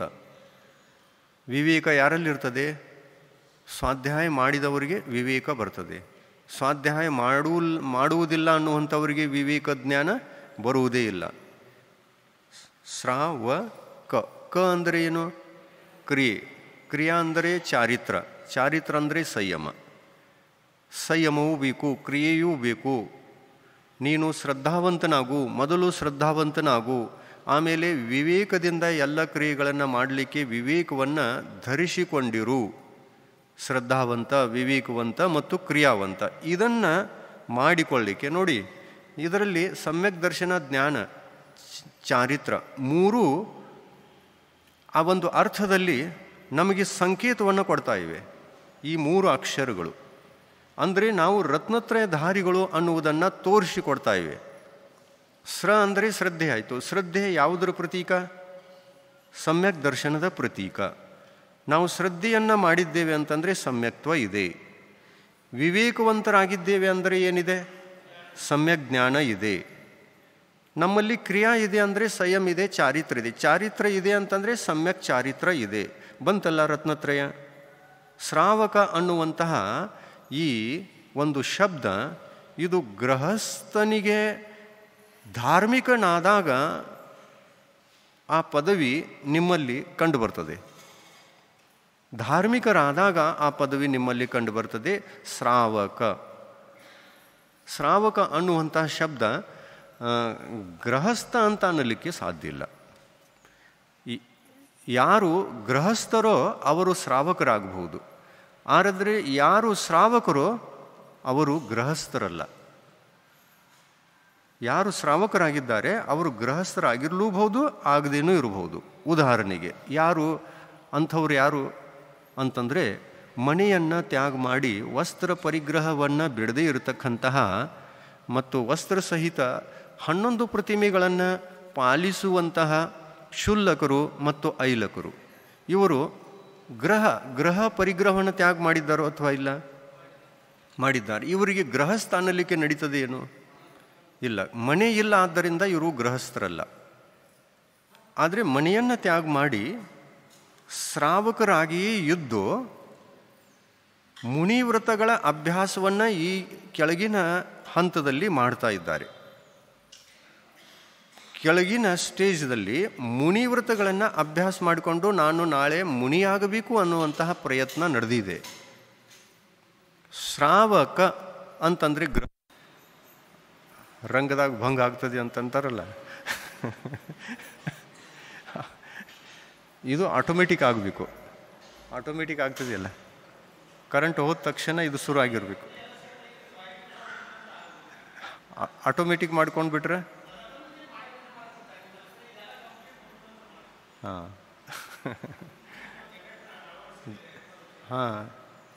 ಅಲ್ಲ, ಜನ್ರೇಟರ್ ಶುರು ಆಗಬೇಕು ತಾನು. ಇಲ್ಲಿಂದ ಓಡಿ ಹೋಗಿ ಶುರು ಮಾಡೋದು ಅದಾಗಬಾರ್ದು. ಆಗ್ತೈತಿ, ತಂತನ ಆಗ್ತೈತಿ, ಮಾಡೋದೈತಿ ಇನ್ನು. ಹಾಂ, ಈಗ ಮಗು ಹುಟ್ಟಿದೆಯಲ್ಲ,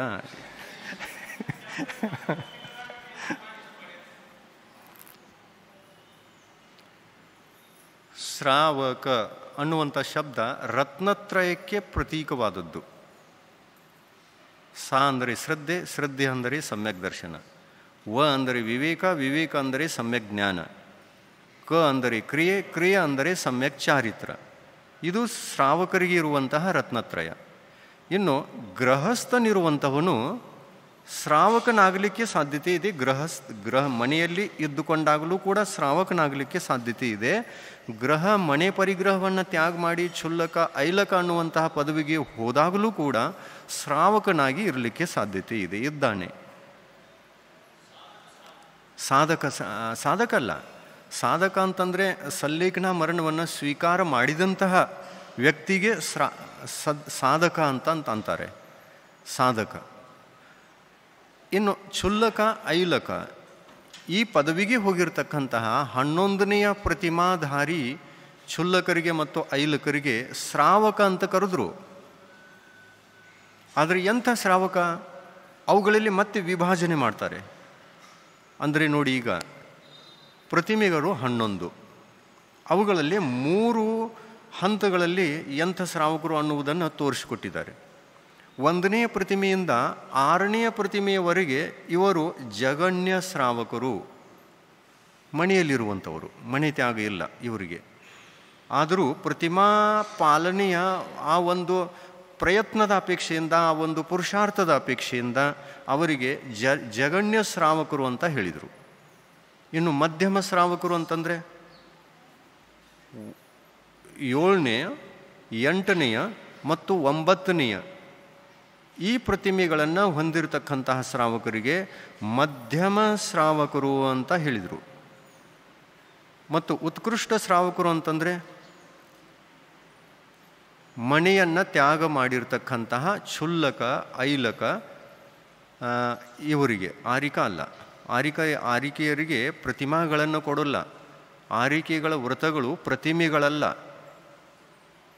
ಆರಿಕಾ ದೀಕ್ಷೆಯನ್ನು ಕೊಟ್ಟಾಗ ಪ್ರತಿಮೆಗಳನ್ನು ಕೊಡ್ತಾರೇನು? ಇಲ್ಲ. ಎಂಥ ವ್ರತಗಳನ್ನು ಕೊಡ್ತಾರೆ? ಉಪಚಾರ ಮಹಾವ್ರತಗಳನ್ನು ಕೊಟ್ಟಿರ್ತಾರೆ. ಅದಕ್ಕಾಗಿ ಆರಿಕಾ ಅಂದರೆ ಶ್ರಾವಿಕಾ ಅಲ್ಲ ಅನ್ನುವುದನ್ನು ಲಕ್ಷ್ಯದಲ್ಲಿಟ್ಟುಕೊಳ್ಬೇಕು. ಮತ್ತು ಜೈನಾಗಮದ ಯಾವ ಗ್ರಂಥಗಳಲ್ಲೂ ಕೂಡ ಆರಿಕೆಯರಿಗೆ ಶ್ರಾವಿಕೆ ಯಾವ ಥರದಿಂದ ಕ್ಷುಲ್ಲಕ ಐಲಕರಿಗೆ ಉತ್ಕೃಷ್ಟ ಶ್ರಾವಕ ಅಂತ ಕರೆದ್ರಲ್ಲ, ಆ ಥರದಿಂದ ಆರಿಕೆಯರಿಗೆ ಉತ್ಕೃಷ್ಟ ಶ್ರಾವಿಕೆ ಅಂತ ಹೇಳಿಲ್ಲ. ಮತ್ತು ಶ್ರಾವಕರಿಗೆ ಬೋಧಿಸುವಂತಹ ಶ್ರಾವಕಾಚಾರ ಗ್ರಂಥಗಳಲ್ಲಿ ಆರಿಕೆಯರ ವರ್ಣನೆ ಇಲ್ಲವೇ ಇಲ್ಲ. ಆರಿಕೆಯರ ವರ್ಣನೆ ಏನಿದೆಯಲ್ಲ, ಅದು ಮಹಾವೃತಿ ಮುನಿಗಳ ಶ್ರಮಣಾಚಾರದ ಗ್ರಂಥಗಳಲ್ಲಿ, ಅಂದರೆ ಮೂಲಾಚಾರ, ಶ್ರಮಣಾಚಾರ, ಮೂಲಾಚಾರ ಅನ್ನುವಂತಹ ಚರಣಾನುಯೋಗದ ಗ್ರಂಥಗಳಲ್ಲಿ, ಮುನಿಗಳ ಮುನಿ ಧರ್ಮವನ್ನು ಬೋಧಿಸುವಂತಹ ಗ್ರಂಥಗಳಲ್ಲಿ ಆರಿಕೆಯರ ಚರ್ಚೆ ಬರ್ತದೆ. ಅವರ ಒಂದು ವ್ರತಗಳ ಉಪದೇಶದ ಮಾತು ಇದೆ. ಆರಿಕೆಯರನ್ನು ಮೂಲಾಚಾರಕ್ಕೆ ಸೇರಿಸಿದ್ದಾರೆ. ಇದೊಂದು ವಿಶೇಷ ಮಾತು. ಪರಿಗ್ರಹ ಇದ್ದರೂ ಕೂಡ ಅವರ ವರ್ಣನೆ ಮೂಲಾಚಾರದಲ್ಲಿದೆ, ಶ್ರಮಣಾಚಾರದಲ್ಲಿದೆ. ಆದರೆ ಯಾವುದೇ ಪ್ರಕಾರದ ಶ್ರಾವಕಾಚಾರದಲ್ಲಿ ಆರಿಕೆಯರ ಚರ್ಚೆ ಇಲ್ಲವೇ ಇಲ್ಲ. ಇನ್ನು ಗುಣಸ್ಥಾನದ ದೃಷ್ಟಿಯಿಂದ ನೋಡಬೇಕು ಅಂತಂದರೆ ಆರಿಕೆಯರಿಗೆ 5ನೇ ಗುಣಸ್ಥಾನ ಇದೆ, ಕ್ಷುಲ್ಲಕರಿಗೆ ಐಲಕರಿಗೆ ಇವರಿಗೂ ಕೂಡ 5ನೇ ಗುಣಸ್ಥಾನ ಇದೆ. ಮತ್ತು ನಿಮ್ಮಂಥ ಶ್ರಾವಕರು 2ನೇ ಪ್ರತಿಮೆ ಅಥವಾ 3ನೇ ಪ್ರತಿಮೆ ಇಂಥ ಪ್ರತಿಮೆಗಳನ್ನು ಹೊಂದಿದವರಿಗೂ ಕೂಡ ಯಾವ ಗುಣಸ್ಥಾನ ಇದೆ? 5ನೇ ಗುಣಸ್ಥಾನ ಇದೆ. ಆ ಥರದಿಂದ ಹೇಗೆ ಶ್ರಾವಕರಿಗೆ ಇರುವಂತಹ ಶ್ರಾವಕ ವೃತ್ತಗಳಲ್ಲಿ ಇರತಕ್ಕಂಥ ಶ್ರಾವಕರಿಗೆ 5ನೇ ಗುಣಸ್ಥಾನ ಇದೆ, ಆರಿಕೆಯರಿಗೆ 5ನೇ ಗುಣಸ್ಥಾನ ಇದೆ. ಆದರೆ ಅವರು ಶ್ರಾವಿಕಿಯರಲ್ಲ. ಆಮೇಲೆ ಏನು ಕರಿಬೇಕು ಅವರಿಗೆ? ಅವ್ರ ಹೆಸರೇನು?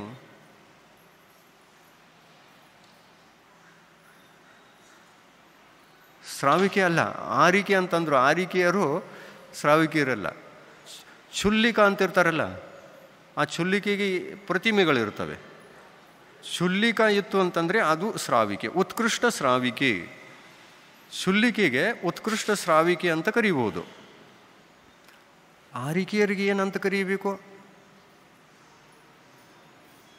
ಹೇಳಿ ನೋಡೋಣ. ಎಂದಾದರೂ ಕೇಳಿದ್ದೀರಾ?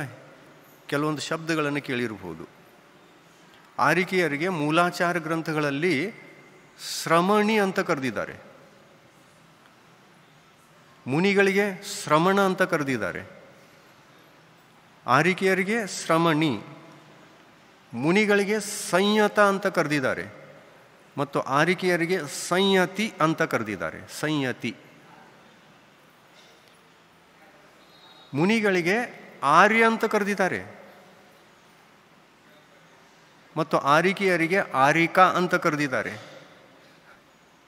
ಆದರೆ ಕ್ಷುಲ್ಲಿಕ, ಶ್ರಾವಿಕ ಅನ್ನುವಂಥ ಶಬ್ದಗಳು ಆರಿಕೆಯರಿಗೆ ಇಲ್ಲವೇ ಇಲ್ಲ ಜೈನ ಸಾಹಿತ್ಯದಲ್ಲಿ. ಯಾಕೆ ಅಂತಂದರೆ ಆರಿಕೆಯರಿಗೆ ಆ ರತ್ನತ್ರಯವನ್ನು ಧಾರಣೆ ಮಾಡಿ ವ್ರತಗಳನ್ನು ಸ್ವೀಕಾರ ಮಾಡಿ ಪಾಲನೆ ಮಾಡ್ತಾ ಇರುವಾಗ ಒಂದು ವಸ್ತ್ರವನ್ನು ಮಾತ್ರ ಅಂತ್ಯದಲ್ಲಿ ಅದೊಂದು ಉಳಿದುಕೊಳ್ತದೆ. ಅಂಥ ವಸ್ತ್ರವನ್ನು ತ್ಯಾಗ ಮಾಡಬೇಕು ಅನ್ನುವಂತಹ ನಿರಂತರ ಭಾವನೆ ಇದ್ದರೂ ಕೂಡ ಅದು ಮರ್ಯಾದೆಯ ಒಂದು ವಸ್ತು ಆಗಿರುವ ಕಾರಣ ಅದನ್ನು ತ್ಯಾಗ ಮಾಡಲಿಕ್ಕೆ ಸಾಧ್ಯವಿಲ್ಲ.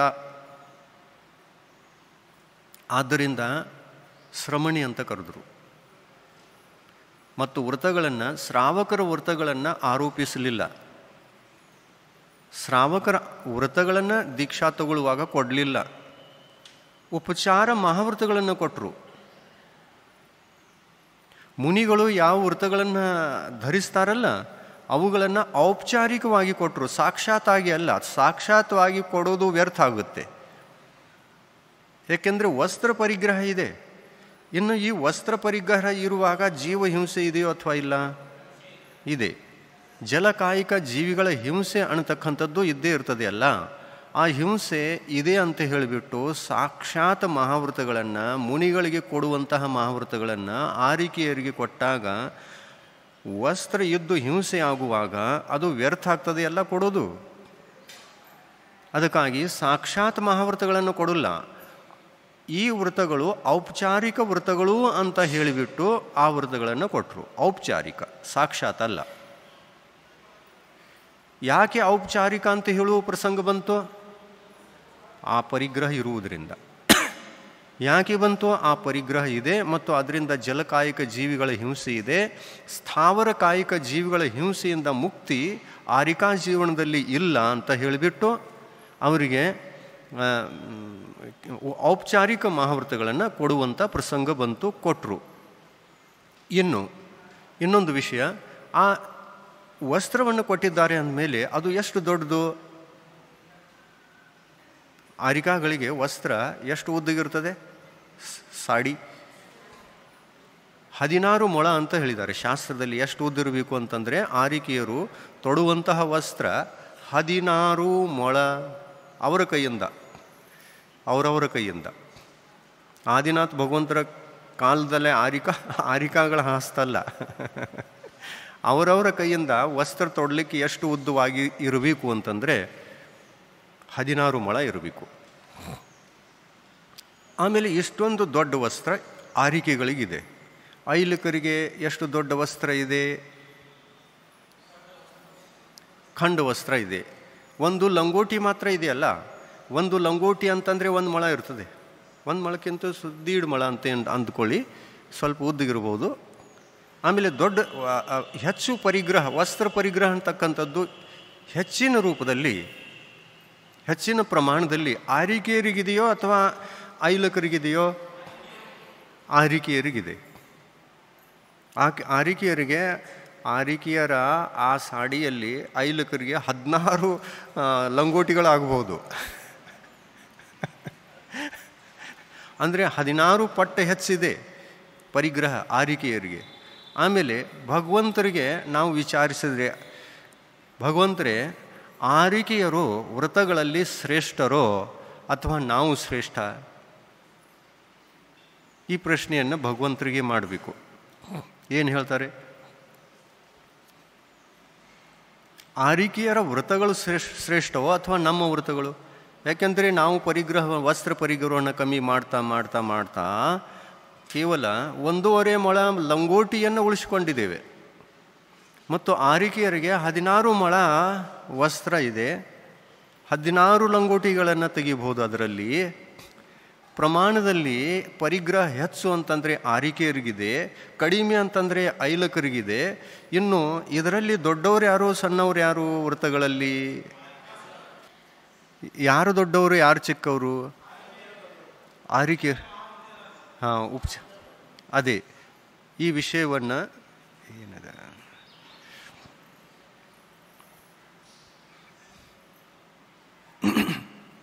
ಈ ವಿಷಯವನ್ನು ಇನ್ನಿಷ್ಟು ಕ್ಲೀನಾಗಿ ತಿಳ್ಕೊಳ್ಳೋಣ. ಆರಿಕೆಯರು ದೊಡ್ಡವರು ಅಂತಂದ್ರಿ, ಇಲ್ಲಿ ಪ್ರತಿಮಾಧಾರಿಗಳಲ್ಲಿ ಎರಡನೇ ಪ್ರತಿಮೆಯನ್ನು ಧಾರಣೆ ಮಾಡಿರ್ತಕ್ಕಂತಹ ಶ್ರಾವಕರಿಗೆ ಹೆಚ್ಚು ಪರಿಗ್ರಹ ಇರ್ತದೆ. ಇದೇ ಪರಿಗ್ರಹ ಮೇಲಿನ ಪ್ರತಿಮೆಗಳನ್ನು ಧಾರಣೆ ಮಾಡುತ್ತಾ ಹೋಗುವಾಗ ಈ ಪರಿಗ್ರಹ ಕಡಿಮೆ ಆಗ್ತಾ ಆಗ್ತಾ ಆಗ್ತಾ ಹೋಗ್ತದೆ. ಇನ್ನು ಇದರಲ್ಲಿ ಶ್ರೇಷ್ಠ ಯಾರು? ಮೇಲಿನವರು ಶ್ರೇಷ್ಠ. ಯಾರಲ್ಲಿ ಪರಿಗ್ರಹ ಎಷ್ಟು ಕಡಿಮೆ ಇದೆಯೋ ಅವರು ಶ್ರೇಷ್ಠ, ಯಾರಲ್ಲಿ ಎಷ್ಟು ಜಾಸ್ತಿ ಇದೆಯೋ ಅವರು ಅಶ್ರೇಷ್ಠ ಅಂತ ಹೇಳಿದರು. ಇನ್ನು ಸಾಡಿ ಅನ್ನುವಂಥದ್ದು ಹೆಚ್ಚಿನ ಮಾತ್ರೆಯಲ್ಲಿ ಹೆಚ್ಚಿನ ಪ್ರಮಾಣದಲ್ಲಿ ಇರುವಂತಹ ಪರಿಗ್ರಹ, ಲಂಗೋಟಿ ಅನ್ನುವಂಥದ್ದು ಕಡಿಮೆಯ ಪ್ರಮಾಣದಲ್ಲಿ ಇರತಕ್ಕಂತಹ ಪರಿಗ್ರಹ. ಇದನ್ನು ಒಗೆಯುವಾಗ ಜಲಕಾಯಿಕ ಜೀವಿಗಳ ಹಿಂಸೆ ಕಡಿಮೆ, ಅದನ್ನು ಸ್ವಚ್ಛ ಮಾಡುವಾಗ ಜಲಕಾಯಿಕ ಜೀವಿಗಳ ಹಿಂಸೆ ಜಾಸ್ತಿ ಅನ್ನುವಾಗ ದೊಡ್ಡವರು ಯಾರು, ಚಿಕ್ಕವರು ಯಾರು? ಆರಿಕೆಯರು ದೊಡ್ಡವರು. ಅಂದರೆ ನೀವು ನಿಮ್ಮ ಪಕ್ಷವನ್ನು ದೊಡ್ಡವರನ್ನಾಗಿ ಮಾಡ್ತಾ ಇದ್ದೀರಿ.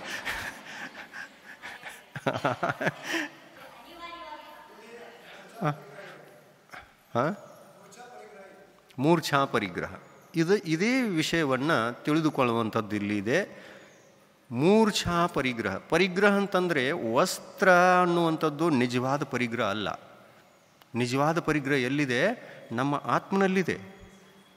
ಅದು ಮೂರ್ಛಾಭಾವ, ಕಷಾಯ ಭಾವ, ಆಸಕ್ತಿಯ ಭಾವ, ಮಮತ್ವ ಭಾವ, ಸ್ವಾಮಿತ್ವದ ಒಂದು ಭಾವ. ಆ ಸ್ವಾಮಿತ್ವ, ಮಮತ್ವ ಭಾವ, ಮೋಹಭಾವ, ಮೂರ್ಛಾಭಾವ. ಈ ಮೂರ್ಛಾಭಾವ ಎಲ್ಲಿದೆಯೋ ಆ ಮೂರ್ಛಾಭಾವ ಯಾರಿಗೆ ಕಡಿಮೆ ಇದೆ ಅವರು ದೊಡ್ಡವರು, ಮೂರ್ಛಾಭಾವ ಯಾರಿಗೆ ಹೆಚ್ಚಿದೆ ಅವರು ಚಿಕ್ಕವರು. ಇನ್ನು ಐಲಕರು ಪುರುಷ ಪರ್ಯಾಯದಲ್ಲಿದ್ದಾರೆ. ಇವರಿಗೆ ಅದೇ ಭಾವದಿಂದ ಮುನಿಯಾಗತಕ್ಕಂಥ ತ್ಯಾಗ ಮಾಡುವಂತಹ ಸಾಧ್ಯತೆ ಇದೆ. ಅಂದಮೇಲೆ ಆ ಲಂಗೋಟಿಯನ್ನು ಯಾಕೆ ಉಳಿಸಿಕೊಂಡಿದ್ದಾರೆ? ಅಲ್ಲಿ ಮೂರ್ಛಾಭಾವ ಇದೆ. ವಸ್ತ್ರ ಅನ್ನುವಂತಹ ಪರಿಗ್ರಹ ಚಿಕ್ಕದಾಗಿದ್ದರೂ ಕೂಡ ಅಲ್ಲಿ ಮೂರ್ಛಾಭಾವ ಇದೆ. ಇಲ್ಲಿ ವಸ್ತ್ರ ಅನ್ನತಕ್ಕಂಥದ್ದು 16 ಮೊಳ ಆಗಿದ್ದರೂ ಕೂಡ ಇಲ್ಲಿ ಮೂರ್ಛಾಭಾವ ಇಲ್ಲ. ಯಾರಿಗೆ ಮೂರ್ಛಾಭಾವ ಇಲ್ಲವೋ ಅವರು ದೊಡ್ಡವರು, ಯಾರಿಗೆ ಮೂರ್ಛಾಭಾವ ಇದೆಯೋ ಅವರು ಚಿಕ್ಕವರಾದರು. ಒಂದು ಲಂಗೋಟಿಯನ್ನು ಬಿಟ್ಟು ಬಿಡಿ, ಮುನಿಗಳಾದ ನಂತರ ಒಂದು ಪರಮಾಣುವನ್ನು ಪರಿಗ್ರಹದ ರೂಪದಲ್ಲಿ ಸ್ವೀಕಾರ ಮಾಡಿದ್ದಾರೆ. ಒಂದು ಪರಮಾಣು ಮಾತ್ರವನ್ನು ಸ್ವೀಕಾರ ಮಾಡಿದ್ದಾರೆ. ನಿಮಗೆ ಕಣ್ಣಿನಿಂದ ನೋಡಬೇಕು ಅಂತಂದ್ರೂ ಕಾಣಿಸ್ತಾ ಇಲ್ಲ ಅಂಥ ಒಂದು ಚಿಕ್ಕದಾದ ಪರಮಾಣು, ಅದನ್ನು ಇಟ್ಕೊಂಡಿದ್ದಾರೆ ಅಂತ ಇಟ್ಕೊಳ್ಳಿ ಮುನಿಗಳು. ಅದರಲ್ಲಿ ಮೂರ್ಛಾಭಾವ ಇದೆ ಅಂತ ಇಟ್ಕೊಳ್ಳಿ ಮುನಿಗಳು. ಆ ಮೂರ್ಛಾಭಾವ ನಮ್ಮನ್ನು 6ನೇ ಗುಣಸ್ಥಾನ 7ನೇ ಗುಣಸ್ಥಾನದಲ್ಲಿ ಇರಿಸದೆ ಕೆಳಗಿನ ಗುಣಸ್ಥಾನಗಳಲ್ಲಿ ಎಳ್ಕೊಂಡು ತಂದು ಬರ್ತದೆ ಆ ಮೂರ್ಛಾಭಾವ. ಮತ್ತು ಇಷ್ಟೊಂದು ಉಪಕರಣಗಳನ್ನು ಇಟ್ಟುಕೊಂಡಿರುವಾಗ ಎಷ್ಟು ಪರಮಾಣುಗಳಿವೆ ಇದರಲ್ಲಿ? ಈ ಶಾಸ್ತ್ರ ಇದೆ, ಈ ಪಿಂಚಿ ಇದೆ, ಕಮಂಡ್ಲು ಇದೆ, ಆಮೇಲೆ ಕೂತ್ಕೊಳ್ಳಿಕ್ಕೆ ಮನೆಗಳು, ಆಮೇಲೆ ಮತ್ತೇನೇನಿದೆ ಅಲ್ಲ, ಅದೆಲ್ಲ ಬೇಕು ಅನ್ನುವಂಥ ವಸ್ತು ಇರಲೇಬೇಕಲ್ಲ. ಚಾಪೆ ಇದೆ. ಇಂತಹ ವಸ್ತುಗಳೆಲ್ಲ ಇರುವಾಗ ಎಷ್ಟು ಪರಮಾಣುಗಳಿವೆ? ಇದರಲ್ಲಿ ಮೂರ್ಛಾಭಾವ ಇದೆ ಏನು ಮುನಿಗಳಿಗೆ? ಯಾವ ವಸ್ತುಗಳಲ್ಲಿ ಮೂರ್ಛಾಭಾವ ಇಲ್ಲ ಮತ್ತು ಅವುಗಳು ಧರ್ಮ ರಕ್ಷಣೆಗಾಗಿ, ರತ್ನತ್ರಯಮಯವಾದ ಜೀವನದ ಪರಿರಕ್ಷಣೆಗಾಗಿ ಯಾವ ವಸ್ತುಗಳು ಬೇಕೋ ಅಂಥವುಗಳನ್ನು ಇಟ್ಟುಕೊಂಡಿದ್ದಾರೆ ಅಂತಂದರೆ, ಈಗ ಉದಾಹರಣೆಗೆ ಚಸ್ಮಾನೂ ಬಂತಲ್ಲ. ಚಸ್ಮಾ, ಕಣ್ಣು ಮಂದಾದಾಗ ಚಸ್ಮಾ ಬೇಕು. ಇನ್ನು ಬದುಕನ್ನು ರಕ್ಷಿಸಿಕೊಳ್ಳಲಿಕ್ಕೆ ಚಾಪೆ ಬೇಕು. ಅದು ಇಲ್ಲದೇ ನಡೀತದೆ ಅಂತಂದರೆ ಮಾತು ಬೇರೆ, ನಡೆಸಬಹುದು. ಆದರೆ ನಡೆಯುವುದಿಲ್ಲ ಅಂತನ್ನುವಾಗ, ರತ್ನತ್ರಯವನ್ನು ಸ್ವೀಕಾರ ಮಾಡಿಕೊಂಡಿದ್ದೇವೆ ಅಂತನ್ನುವಾಗ ಶರೀರದ ರಕ್ಷಣೆಗಾಗಿ ಚಾಪೆ ಬೇಕೋ ಬೇಡೋ? ಬೇಕು. ಆದರೆ ಅದರೊಂದಿಗೆ ಮೂರ್ಛಾಭಾವವೂ ಬೇಕೇನು? ಅವಶ್ಯಕತೆ ಇಲ್ಲ. ಆಮೇಲೆ ಅಂಥ ಒಂದು ಚಾಪೆಯನ್ನು ಇಟ್ಟುಕೊಂಡಾಗ ನಮ್ಮ ಸಂಯಮಕ್ಕೆ ಬಾಧೆ ಬರಬೇಕು ಅಂತಂದರೆ ಅದರಿಂದ ಯಾವುದಾದ್ರೂ ಪ್ರಾಣಿಘಾತ ಆಗಬೇಕು ಒಂದು, ಇಲ್ಲ ಅಂತಂದರೆ ಅದರಿಂದ ನಮ್ಮಲ್ಲಿ ಮೂರ್ಛಾಭಾವ ಜಾಗೃತವಾಗಬೇಕು ಒಂದು. ಇದರಿಂದ ಭಾವ ಸಂಯಮ ದ್ರವ್ಯ ಸಂಯಮ ಎರಡರ ಘಾತ ಆಗುತ್ತೆ. ಭಾವ ಸಂಯಮ ಘಾತ ಆಗಬೇಕು ಅಂದರೆ ಮೂರ್ಛಾಭಾವ ಬೇಕು, ಕಷಾಯ ಭಾವ ಬೇಕು, ಆಸಕ್ತಿಯ ಭಾವ ಬೇಕು. ಮತ್ತು ದ್ರವ್ಯ ಸಂಯಮ ಘಾತ ಆಗಬೇಕು ಅಂತಂದರೆ ಅದರಿಂದ ಜೀವಘಾತ ಆಗಬೇಕು. ಚಾಪೆಯನ್ನು ತಗೊಂಡ್ರು, ವಸ್ತ್ರವನ್ನು ಯಾಕೆ ತಗೊಳ್ಳಿಲ್ಲ? ವಸ್ತ್ರದಲ್ಲಿ ಜೀವಘಾತ ಇದೆ, ಚಾಪೆಯಲ್ಲಿ ಜೀವಘಾತ ಇಲ್ಲ. ಮನೆಯನ್ನು ತಗೊಂಡ್ರು, ಗಾದಿಯನ್ನು ಯಾಕೆ ತಗೊಳ್ಳಿಲ್ಲ? ನಿಮ್ಮಂತೆ ಗಾದಿಗಳನ್ನು ತಗೋಬಹುದಾಗಿತ್ತಲ್ಲ, ಮೆತ್ತಗಿನ ಗಾದಿಗಳ ಮೇಲೆ ಮಲಗಬಹುದಾಗಿತ್ತಲ್ಲ ಮುನಿಗಳು. ಆ ಕಷ್ಟವನ್ನು ಯಾಕೆ ಸಹಿಸಬೇಕು? ಮನೆಯ ಮೇಲೆ ಮಲಗಬೇಕಂತೆ. ಈ ಕಷ್ಟವನ್ನು ಯಾಕೆ ಸಹಿಸಬೇಕು? ಯಾಕೆಂದರೆ ಮನೆಯಲ್ಲಿ ಜೀವಘಾತ ಇಲ್ಲ, ಗಾದಿಯಲ್ಲಿ ಜೀವಘಾತ ಇದೆ. ಗಾದಿ ಸ್ವಚ್ಛ ಮಾಡಬೇಕೋ ಬೇಡ? ಸ್ವಚ್ಛ ಮಾಡಬೇಕು. ವಸ್ತ್ರ ತಗೊಂಡಿದ್ರೆ ವಸ್ತ್ರವನ್ನು ಸ್ವಚ್ಛ ಮಾಡಬೇಕೋ ಬೇಡ?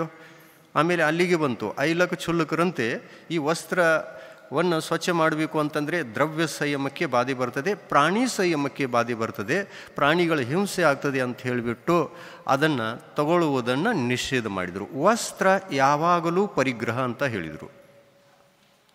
ಆರಿಕಾಗಳಿಗಿದ್ದರೂ ಕೂಡ ಪರಿಗ್ರಹ ಇದೆ, ಮತ್ತು ಕ್ಷುಲ್ಲಕ ಐಲಕರಿಗಿದ್ದರೂ ಕೂಡ ಪರಿಗ್ರಹ ಇದೆ.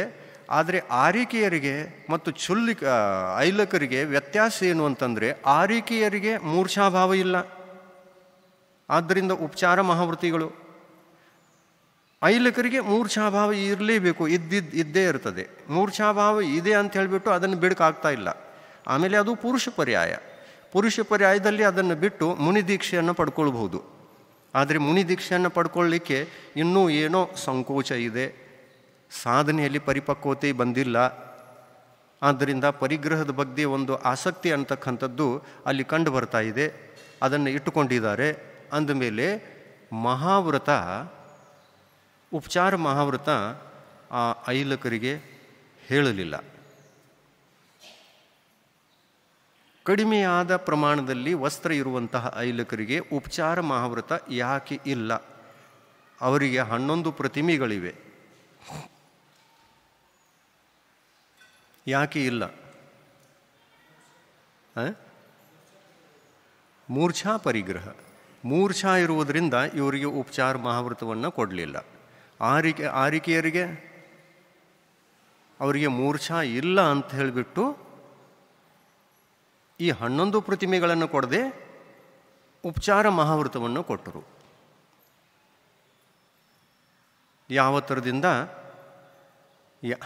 ಥರದಿಂದ ಮುನಿಗಳಿಗೆ ಮೂರ್ಛಾಭಾವ ಇರುವುದಿಲ್ಲವೋ, ಸಂಪೂರ್ಣವಾಗಿ ಪರಿಗ್ರಹವನ್ನು ತ್ಯಾಗ ಮಾಡಿದ್ದಾರೆಯೋ, ಅವರು ಸಾಕ್ಷಾತ್ ಮೂರ್ಛಾಭಾವಗಳಿಂದ ರಹಿತವಾದ ಚಾರಿತ್ರವನ್ನು ಪಾಲನೆ ಮಾಡ್ತಾರೆ. ಅದೇ ಥರದಿಂದ ಇಲ್ಲಿ ಪರಿಗ್ರಹ ಇದ್ದರೂ ಕೂಡ ಮೂರ್ಛಾಭಾವ ಇಲ್ಲ, ಆದರೆ ಪರಿಗ್ರಹ ಇದೆ. ಭಾವದಲ್ಲಿ ಮೂರ್ಛಾಭಾವ ಇಲ್ಲ, ಪರಿಗ್ರಹ ಇದೆ. ಪರಿಗ್ರಹ ಇದ್ದುಕೊಂಡು ಹಿಂಸೆ ಆಗ್ತಾ ಇದೆ ಅಂತ ಹೇಳಿಬಿಟ್ಟು 5ನೇ ಗುಣಸ್ಥಾನ, ಆ ಪರಿಗ್ರಹದ ಕಾರಣದಿಂದ ಹಿಂಸೆ ಆಗ್ತಾ ಇದೆ ಅಂತ ಹೇಳಿಬಿಟ್ಟು 5ನೇ ಗುಣಸ್ಥಾನ ಇದೆ. ಮೂರ್ಛಾಭಾವ ಇಲ್ಲ ಅಂತ ಹೇಳಿಬಿಟ್ಟು ಅದು ಉಪಚಾರ ಮಹಾವ್ರತ ಇದೆ, ಸಾಕ್ಷಾತ್ ಮಹಾವ್ರತ ಅಲ್ಲ. ಇದೇ ಒಂದು ಕಾರಣದಿಂದ ಪಾತ್ರರ ಭೇದಗಳನ್ನು ಮಾಡುವಾಗ ಮುನಿಗಳಿಗೆ ಉತ್ತಮ ಪಾತ್ರ ಅಂದರು, ಆರಿಕೆಯರಿಗೆ ಮಧ್ಯಮ ಪಾತ್ರ ಅಂದರು. ಉಪಚಾರ ಮಹಾವ್ರತ ಇದ್ದರೂ ಕೂಡ ಮಧ್ಯಮ ಸುಪಾತ್ರ, ಐಲಕರಿಗೂ ಕೂಡ ಮಧ್ಯಮ ಸುಪಾತ್ರ ಅಂತ ಕರೆದ್ರು. ಇನ್ನು ಅವರಲ್ಲಿ ಚಿಕ್ಕವರು ದೊಡ್ಡವರು ಯಾರು ಅನ್ನೋದು ಗೊತ್ತಾಯಿತು. ಐಲಕರಿ ಚಿಕ್ಕವರು, ಯಾಕೆಂದರೆ ಇವರು ಉತ್ಕೃಷ್ಟ ಶ್ರಾವಕರು, ಅವರು ಆರಿಕೆಯರು, ಸಂಯತಿ ಶ್ರಮಣಿ ಅಂತ ಕರೆದಿದ್ದಾರೆ. ಆದ್ದರಿಂದ ಉಪಚಾರ ಮಹಾವ್ರತ ಅವರಲ್ಲಿದೆ. ಆ ಉಪಚಾರ ಮಹಾವ್ರತದ ಕಾರಣದಿಂದ ಅವರು ಸಂಯತಿ, ಅದಕ್ಕಾಗಿ ಅವರು ದೊಡ್ಡವರು. ಅಂದರೆ ಇದರಿಂದ ಗೊತ್ತಾಗ್ತಕ್ಕಂಥ ವಿಷಯ ಏನು ಅಂತಂದರೆ, ಗೊತ್ತಾಗುವಂತಹ ವಿಷಯ ಇದೆ. ಪರಿಗ್ರಹ ಯಾರಲ್ಲಿ ಎಷ್ಟು ಇದೆ ಅದಕ್ಕೆ ಬೆಲೆ ಇಲ್ಲ. ಮೂರ್ಛಾ ಭಾವ ಯಾರಲ್ಲಿ ಎಷ್ಟು ಇದೆ ಅದು ಮಹತ್ವಪೂರ್ಣವಾದದ್ದು. ಎಷ್ಟು ಮೂರ್ಛಾಭಾವ ಇದೆಯೋ ಅಷ್ಟೇ ಅವರು ಚಿಕ್ಕವರು, ಎಷ್ಟು ಮೂರ್ಛಾಭಾವ ಇಲ್ಲವೋ ಅವರು ಅಷ್ಟೇ ದೊಡ್ಡವರು. ಇನ್ನು ಹೊರಗಡೆಗೆ ಆ ಪರಿಗ್ರಹ ಅಲ್ಪವೇ ಆಗಿರಲಿ ಅಥವಾ ಹೆಚ್ಚಿಗೆ ಆಗಿರಲಿ, ಅದರಲ್ಲೇನೂ ವ್ಯತ್ಯಾಸ ಇಲ್ಲ. ಆ ಹೆಚ್ಚು ಕಡಿಮೆ ಆಗಿರತಕ್ಕಂತಹ ಪರಿಗ್ರಹದಲ್ಲಿ ಮೂರ್ಛಾಭಾವ ಯಾರಿಗೆ ಎಷ್ಟು ಕಡಿಮೆ ಇದೆ ಅವರು ದೊಡ್ಡವರಾಗ್ತಾರೆ. ಅಂದರೆ ಜೈನ ಧರ್ಮ ಭಾವ ಪ್ರಧಾನ ಅಂತ ಹೇಳ್ತಾರಲ್ಲ, ಇದೇ ಭಾವ. ನಮ್ಮ ಭಾವದಲ್ಲಿ ಪರಿಗ್ರಹ ಇಲ್ಲ ಅಂತಂದರೆ ನಾವು ದೊಡ್ಡವರಾಗ್ತೀವಿ. ಮೂರ್ಛಾಭಾವ, ಕಷಾಯ ಭಾವ, ಆಸಕ್ತಿಯ ಭಾವ ಇದೆಲ್ಲ ಮಂದಿದೆ, ಟೆನ್ಷನ್ ಇಲ್ಲ. ಹಾಯ್ ಹಾಯ್ ತ್ರಾಯ್ ತ್ರಾಯ್ ಅನ್ನತಕ್ಕಂಥದ್ದು ಯಾರಲ್ಲಿ ಎಷ್ಟು ಕಡಿಮೆಯೋ ಅವರು ಶ್ರೇಷ್ಠ, ಮತ್ತು ಹಾಯ್ ಹಾಯ್ ತ್ರಾಯ್ ತ್ರಾಯ್ ಅನ್ನತಕ್ಕಂಥದ್ದು ಪರಿಗ್ರಹವನ್ನು ಕುರಿತು ಯಾರಿಗೆ ಜಾಸ್ತಿ ಇದೆಯೋ ಅವರು ಅಶ್ರೇಷ್ಠ, ಚಿಕ್ಕವರು. ಅದಕ್ಕಾಗಿ ಜೈನ ಧರ್ಮ ಭಾವಪ್ರಧಾನ, ಭಾವನಾ ಭವನಾಶಿನಿ ಅಂತಂತಾರಲ್ಲ, ಅದು ಸತ್ಯ ಇದೆ. ಆ ಥರದಲ್ಲಿ ಈ ಜೈನ ಧರ್ಮವನ್ನು ಅರ್ಥ ಮಾಡಿಕೊಳ್ಳಬೇಕು. ಇನ್ನೂ ಜಿನ್ವಾಣಿ 10 ಆಯಿತು. ಹಾಂ ಹಾಂ, ಇದನ್ನು ಬರೆದಿಡ್ರಿ, ಸಾಯಂಕಾಲ ನೋಡೋಣ. ಹಾಂ.